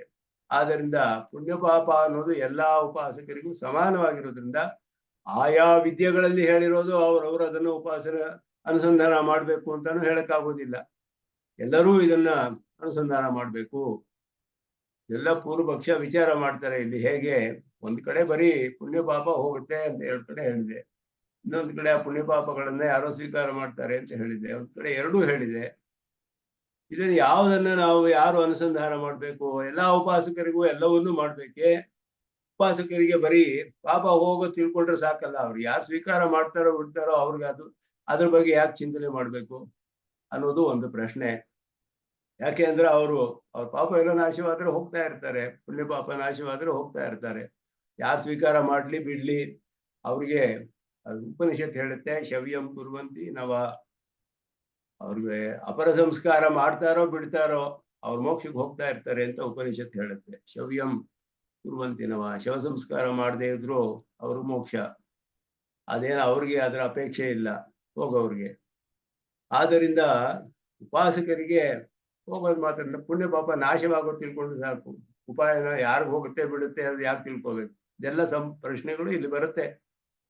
ಆದ್ದರಿಂದ ಇಲ್ಲಿ ಉಪನಿಷತ್ತು ಹೇಳ್ತು ಒಂದ್ ಕಡೆ ಯಾರಿಗೆ ಸ್ವೀಕಾರ ಮಾಡಿದೆ ಅನ್ನೋದನ್ನ ಚಿಂತನೆ ಮಾಡ್ಬೇಕು. ಇನ್ನೊಂದು ಕಡೆ ಹಾನಿ ಹೇಗಾಗುತ್ತೆ, ಯಾವ್ದು ಹೋಗುತ್ತೆ, ಇನ್ನೊಂದು ಕಡೆ ಯಾರು ಎಲ್ಲ ಹೋಗುತ್ತೆ, ಯಾರು ತಗೊಳ್ತಾರೆ, ಎಲ್ಲವೂ ಮೂರ್ಖು ವಿಧವಾಗಿ ಹೇಳಿಬಿಟ್ಟಿದೆ ಉಪನಿಷತ್ತು. ಆಯಾ ವಿದ್ಯೆಯಲ್ಲಿ ಹೇಳಿರೋ ಅವರು ಅಂತ ಹೇಳಕ್ಕಾಗಲ್ಲ. ಎಲ್ಲಾ ವಿದ್ಯೆಗಳಲ್ಲಿಯೂ ಚಿಂತನೆ ಮಾಡ್ಬೇಕಾದ್ದು ಸಮಾನ.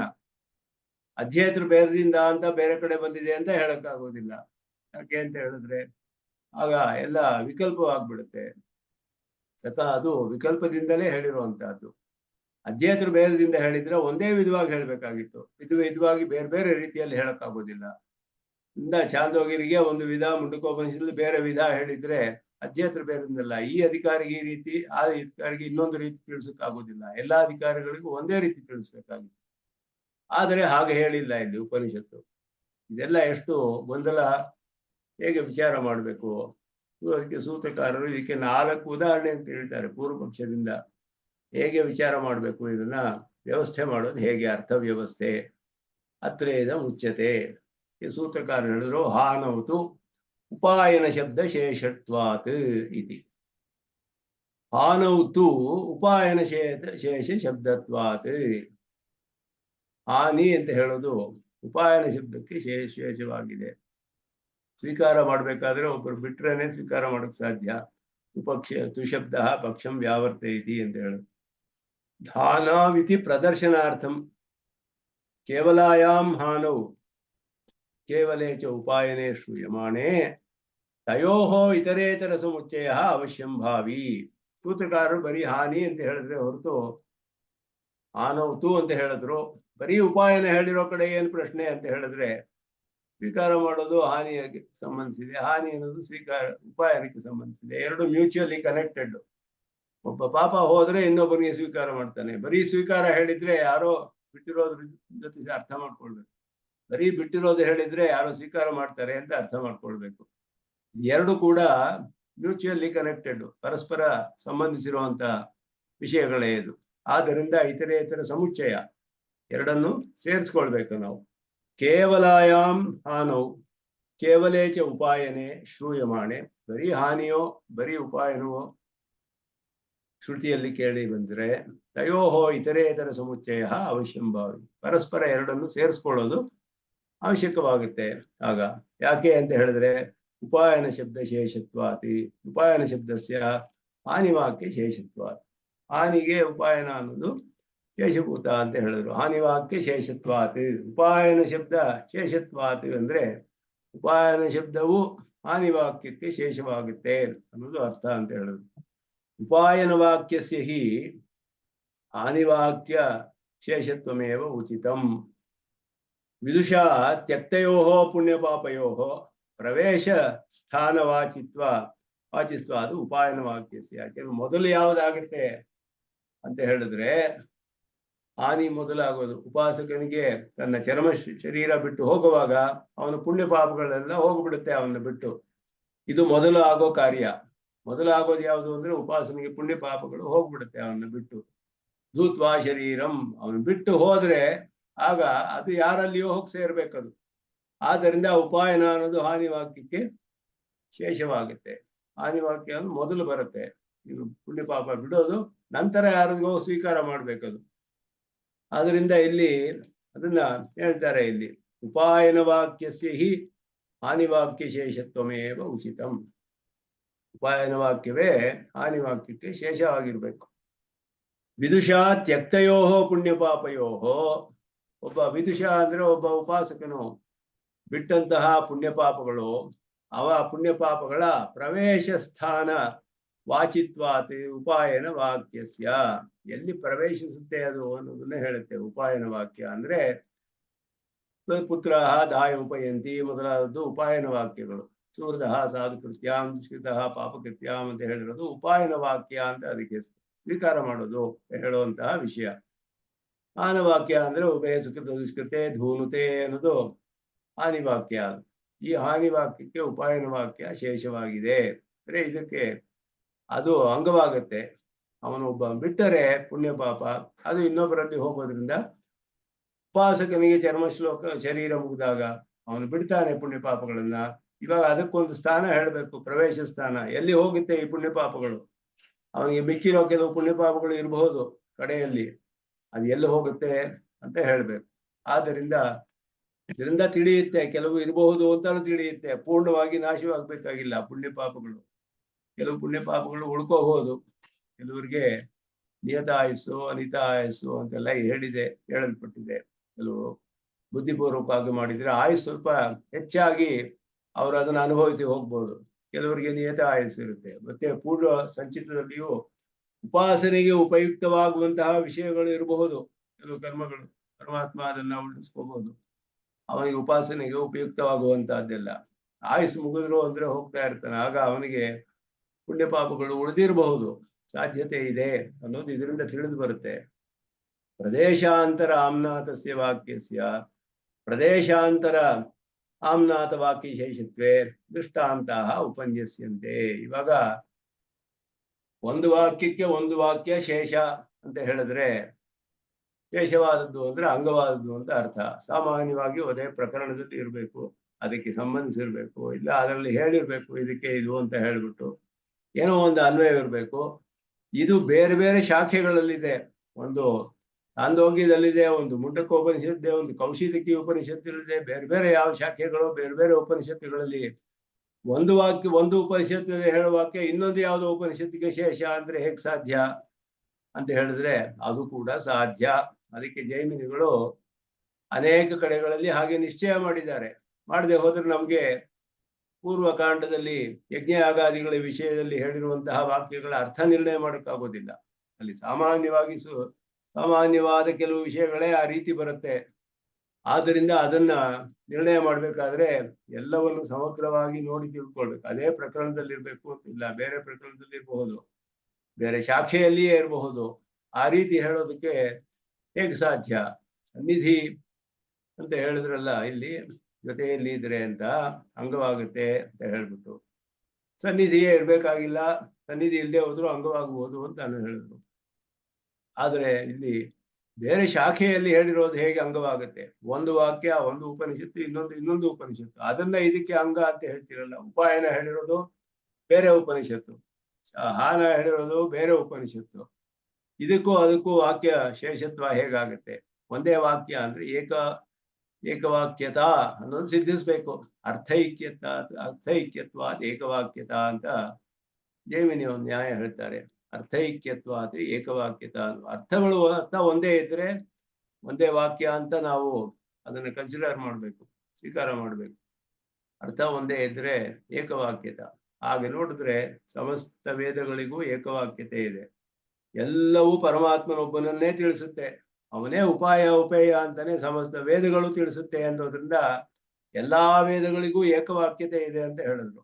ಹಾಗೆ ಏಕವಾಕ್ಯತೆ ಅನ್ನೋದು ನಿಶ್ಚಯ ಮಾಡೋದು ಬಹಳ ಕಷ್ಟ. ಅರ್ಥೈಕ್ಯವಿರಬೇಕು. ಆದ್ರಿಂದ ಇಲ್ಲಿ ಅದಕ್ಕೆ ದೃಷ್ಟಾಂತಗಳನ್ನು ತೋರಿಸ್ತಾರೆ. ಜೈಮಿನಿ ಹೇಗೆ 4 ದೃಷ್ಟಾಂತಗಳನ್ನು ಹೇಳಿ ಅದಕ್ಕೆ ಕುಶ ಛಂದ ಸ್ತುತಿ ಉಪಗಾನವತ್ ಪ್ರದೇಶಾಂತರ ಆಮ್ನಾತಸ್ಯ ವಾಕ್ಯಸ್ಯ, ಬೇರೆ ಯಾವುದೋ ಜಾಗದಲ್ಲಿ ಹೇಳಿರುವ ವಾಕ್ಯ, ಪ್ರದೇಶಾಂತರ ಆಮ್ನಾತ ವಾಕ್ಯ ಶೇಷತ್ವೇ, ಇನ್ನೊಂದು ಪ್ರದೇಶದಲ್ಲಿ ಇನ್ಯಾವುದೋ ಶಾಖೆಯಲ್ಲಿ ಉಪನಿಷತ್ತಲ್ಲಿ ಹೇಳಿದ ವಾಕ್ಯಕ್ಕೆ ವಿಶೇಷವಾಗುವುದು. ದೃಷ್ಟಾಂತಹ ಉಪನ್ಯಸ್ಯಂತೆ, 4 ದೃಷ್ಟಾಂತಗಳನ್ನು ಹೇಳ್ತಾರೆ. ಕುಶ ಛಂದ ಸ್ತುತಿ ಉಪಗಾನವತ್ ಹೇಳ್ಬಿಟ್ಟು. ಕಾಲಾಪಿಗಳು ಅಂತ ಒಂದು ಶಾಖೆನವರು ಕುಶಾಹ ವಾನಸ್ಪತ್ಯಾಹ ಇತಿ ಆಮನಂತಿ. ಕುಶಾಹ ಇದ್ರ ಬಗ್ಗೆ ಬೇಕಾದಷ್ಟು ವಿಚಾರ ಮಾಡ್ತಾರೆ. ಇದೆಲ್ಲ ಏನು ಅರ್ಥ, ಇದಕ್ಕೆ ಹೇಗೆ ಮಾಡ್ಬೇಕು, ಈ ಶಬ್ದಕ್ಕೆ ಕುಶಾಹ ಅನ್ನೋದು ಯಾವ ಲಿಂಗ, ಸ್ತ್ರೀಲಿಂಗವೇ, ಇದೆಲ್ಲ ಅರ್ಥ, ಇದೆಲ್ಲ ಬಗ್ಗೆ ತುಂಬಾ ವಿಸ್ತಾರವಾದ ವಿಚಾರ ರಂಗರಾಮಾನುಜರು ಭಾವಪ್ರಕಾಶಿಕೆಯಲ್ಲಿ ವಿಸ್ತಾರವಾಗಿ ವಿಚಾರ ಮಾಡ್ತಾರೆ ಇದೆಲ್ಲ. ಅದರಲ್ಲಿ ಕುಶಾಹ ವಾನಸ್ಪತ್ಯಾಹ ಅಂತ ಹೇಳಿ ಕುಶಗಳು ಅಂತ ಹೇಳಿದ್ರೆ ಸಾಮಾನ್ಯವಾಗಿ ಕುಶ ಅಂದ್ರೆ ದರ್ಬೆಗಳು ಅಂತ ಹೆಸರು. ಈ ವನಸ್ಪತಿಗಳು ಅಂದ್ರೆ ಮರದಿಂದ ಮಾಡಿದಲ್ಪಟ್ಟದ್ದು, ಮರಕ್ಕೆ ಸಂಬಂಧಿಸಿದ್ದು ವಾನಸ್ಪತ್ಯಾಹ ಅಂತ ಅರ್ಥ ಮಾಡ್ತಾರೆ. ಶಾಠ್ಯಾಯನಿನ ಅಂತೂ ಔದುಂಬರ್ಯ ಕುಶಾಹ. ಇದು ಬೇರೆ ಬೇರೆ ಕಾಲಾಪಿಗಳೊಂದು ಬೇರೆ ಕಠ ಕಾಲಾಪ ಮೊದಲಾದ ಶಾಖೆಗಳಿದೆ. ಶಾಠ್ಯಾಯನಿಗಳು ಮೊದಲಾದ ಶಾಖೆಗಳೆಲ್ಲ ಒಂದು ಶಾಖೆಯಲ್ಲಿ ಕುಶಾಹ ವಾನಸ್ಪತ್ಯಾಹ ಅಂತ ಹೇಳಿದ್ರು, ಮರಗಳು ಅಂತ ಸಂಬಂಧಿಸಿದ್ದು. ಯಾವ ಮರ ಅಂತ ಹೇಳಲಿಲ್ಲ. ವನಸ್ಪತಿ ಅಂದ್ರೆ ಸಾಮಾನ್ಯವಾಗಿ ಮರ ಅಂತ ಅರ್ಥ. ವನಸ್ಪತಿ ವಾನಸ್ಪತ್ಯಾಹ ಮರದಿಂದ ಮಾಡಲ್ಪಟ್ಟಿದ್ದು ಅಂತ ಹೇಳ್ಬಿಟ್ರೆ ಯಾವ ಗಿಡ ಯಾವ ಮರ ಅಂತ ಗೊತ್ತಾಗೋದಿಲ್ವಲ್ಲ. ಅಂದ್ರೆ ಔದುಂಬರ್ಯ ಕುಶಾಹ ಅಂತ ಇನ್ನೊಂದು ಶಾಖೆಯಲ್ಲಿ ಹೇಳಿದೆ, ಉದುಂಬರ ವೃಕ್ಷದಿಂದ ಮಾಡಲ್ಪಟ್ಟಿದ್ದು. ಫಿಗ್ ಟ್ರೀ ಅಂತ ಹೇಳೋದು, ಅತ್ತಿ ಮರ ಅಂತ ಹೇಳ್ತೀವಲ್ಲ ಅದು ಉದುಂಬರ ವೃಕ್ಷ. ಉದುಂಬರ ವೃಕ್ಷದ ಕಡ್ಡಿಗಳಿಗೆ ಕುಶಾಹ ಅಂತ ಹೆಸರು ಅಂತ ಅಲ್ಲಿ ನಿರ್ಣಯ ಮಾಡಿದ್ರು. ಇತಿ ವಾಕ್ಯಂ ಸಾಮಾನ್ಯೇನ ವಾನಸ್ಪತ್ಯೇನ ಅವಗತಾಃ ಕುಶಾಃ ಔದುಂಬರ್ಯಃ ಇತಿ ವಿಶಿಂಶತ್ ತದ್ವಾಕ್ಯಶೇಷಿತ ಆಪದ್ಯತೆ. ಔದುಂಬರ್ಯಃ ಕುಶಾಹ ಅಂತ ಹೇಳಿದೆ, ಅಲ್ಲಿ ಕುಶಾಹ ವಾನಸ್ಪತ್ಯ ಅಂತ ಬೇರೆ ಶಾಖೆಯಲ್ಲಿದೆ. ಎರಡು ಕಡೆಯೂ ಕುಶಾಹ ಅಂತ ಹೇಳಿರೋದ್ರಿಂದ ಇದು ಇದಕ್ಕೂ ಸಂಬಂಧಿಸಿದೆ ಅಂತ ತಿಳಿಯುತ್ತೆ ಅರ್ಥದಿಂದ. ಅಲ್ಲಿ ಸಾಮಾನ್ಯವಾಗಿ ವಾನಸ್ಪತಿ ಮರದ ಒಂದು ಗಿಡದ ಕಡ್ಡಿ ಅಂತ ತಿಳಿದು ಬರುತ್ತೆ. ಯಾವ ಮರದ್ದು ಗಿಡದ್ದು ಅಂತ ತಿಳಿಯೋದಿಲ್ವಲ್ಲ. ಉದುಂಬರ ವೃಕ್ಷದ್ದು, ಉದುಂಬರ ವೃಕ್ಷದ ಕಡ್ಡಿಗಳಿಗೆ ಕುಶಾಹ ಅಂತ ಹೆಸರು ಅನ್ನೋದನ್ನ ಇಲ್ಲಿ ತಿಳಿಸ್ತಾರೆ. ಅದು ವನಸ್ಪತಿ ಸಾಮಾನ್ಯವಾಗಿದ್ದು ವಿಶೇಷವಾದ ಆಕಾಂಕ್ಷೆ ಇದೆ. ಸಾಮಾನ್ಯವಾಗಿ ಹೇಳ್ಬಿಟ್ರೆ ವಿಶೇಷವಾದದ್ದು ಯಾವುದು ಅಂತ ಹೇಳ್ಬೇಕಲ್ಲ. ಅದರಿಂದ ಪಶು ಅಂತ ಹೇಳ್ಬಿಟ್ರೆ ಯಾವುದು ಪಶು ಅಂತ ಹೇಳ್ಬೇಕು, ಯಾವ ಪಶು ಅಂತ ಹೇಳ್ಬೇಕು. ಹಾಗೆ ವಾನಸ್ಪತ್ಯ ಅಂದ್ರೆ ಯಾವ ಗಿಡದಿಂದ ತೆಗೆದ ಕಡ್ಡಿಗಳು ಇದು ಕುಶಾಹ ಅಂತ ಹೇಳಲ್ಪಡೋದು, ಅದನ್ನ ಇಲ್ಲಿ ಹೇಳ್ತಾರೆ. ಆ ರೀತಿ ಇದಕ್ಕೆ ವಿಶೇಷವಾಗಿ ಅರ್ಥವು ತಿಳಿಬೇಕಾದ್ರೆ ಬೇರೆ ಶಾಖೆಯಲ್ಲಿ ಹೇಳಿದೆ. ಆ ಬೇರೆ ಶಾಖೆಯಲ್ಲಿ ಹೇಳಿದ ಅರ್ಥವು ಅದು ಇದಕ್ಕೆ ಶೇಷಭೂತವಾಗುತ್ತೆ. ಆದ್ದರಿಂದ ಅದಕ್ಕೆ ಹಾಗೆ ಅರ್ಥ ಮಾಡಬೇಕು ಅಂತ ಅದನ್ನ ಜೈಮಿನಿಗಳು ಮಾಡಿರುವ ನ್ಯಾಯ, ಅವರು ನಿಶ್ಚಯ ಮಾಡಿರೋದು. ಅದೇ ರೀತಿ ಇನ್ನು 3 ಉದಾಹರಣೆ ದೃಷ್ಟಾಂತಗಳನ್ನ ಕೊಡ್ತಾರೆ ಇಲ್ಲಿ. ಮೂರು ದೃಷ್ಟಾಂತಗಳು ಅದು ಕೊಟ್ಟು ಇಲ್ಲಿ ಮುಗಿಸ್ತಾರೆ. ಇದು ಒಂದು ಇಲ್ಲಿಗೆ ನಿಲ್ಲಿಸ್ಕೊಳ್ತೇನೆ ಇವತ್ತು. ಈ ದೃಷ್ಟಾಂತಗಳನ್ನ ಮುಂದಿನ ಕ್ಲಾಸ್ನಲ್ಲಿ ನೋಡೋಣ. ಇನ್ನೂ 3 ದೃಷ್ಟಾಂತಗಳಿದೆ, ಮುಗಿದ್ರೆ ಇದು ಮುಗಿಯುತ್ತೆ. ಇದು 3 ಅಧಿಕರಣಗಳಲ್ಲಿ ಸಾಮಾನ್ಯವಾಗಿ ಇದೇ ವಿಷಯಗಳೇ ಬರೋದು. ಪುಣ್ಯ ಪಾಪಗಳ ಆನ ಉಪಾಯನ ಇವುಗಳ ವಿಷಯವೇ ಮುಂದೆ 3 ಅಧಿಕರಣಗಳಲ್ಲಿ ನಿಶ್ಚಯ ಮಾಡ್ತಾರೆ. ಅದು ಕೂಡ ಬಹಳ ಮುಖ್ಯವಾದದ್ದು, ಬೇಕಾದಷ್ಟು ವಿಷಯ. ಈ ಉಪಾಸನಾ ಪಾದದಲ್ಲಿಯೂ ಕೂಡ ಸಾಧನಾಧ್ಯಾಯದಲ್ಲಿ ಅನೇಕ ಮುಖ್ಯವಾದ ವಿಷಯಗಳು ನಿರ್ಧಾರ ಮಾಡಲ್ಪಡುತ್ತೆ. ಅದಕ್ಕೆ ಸಂಬಂಧಿಸಿದಂತೆ ನಮಗೆ ಸಾಮಾನ್ಯವಾಗಿ ಅನೇಕ ವಿಷಯಗಳು ಕೂಡ ತಿಳಿದು ಬರುತ್ತೆ. ಅದನ್ನ ಮುಂದಿನ ಕ್ಲಾಸ್ನಲ್ಲಿ ಅಧ್ಯಯನ ಮಾಡೋಣ ಅಂತ ಹೇಳಿ ನಮಸ್ಕಾರಗಳು.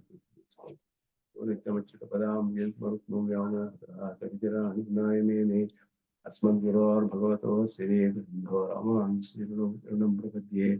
ಓಂ ಶನ್ನೋ ಮಿತ್ರಶಂ ವರುಣಃ ಶನ್ನೋ ಭವತ್ವರ್ಯಮಾ ಶನ್ನೇಂದ್ರೋ ಬೃಹಸ್ಪತಿ ಶನ್ನೋ ವಿಷ್ಣುರುಕ್ರಮಃ. ನಮೋ ಬ್ರಹ್ಮಣೇ ನಮಸ್ತೇವಾಯೋ ತ್ವಮೇವ ಪ್ರತ್ಯಕ್ಷಂ ಬ್ರಹ್ಮಾಸಿ ತ್ವಾಮೇವ ಪ್ರತ್ಯಕ್ಷಂ ಬ್ರಹ್ಮಾವಾದಿಶಂ ಋತಮವಾದಿಶಂ ಸತ್ಯಮವಾದಿಶಂ ತನ್ಮಾಮಾವೀತ್ ತದ್ವಕ್ತಾರಮಾವೀತ್ ಆವೀನ್ಮಾಮಾವೀತ್ ವಕ್ತಾರಂ. ಓಂ ಶಾಂತಿ ಶಾಂತಿ ಶಾಂತಿ.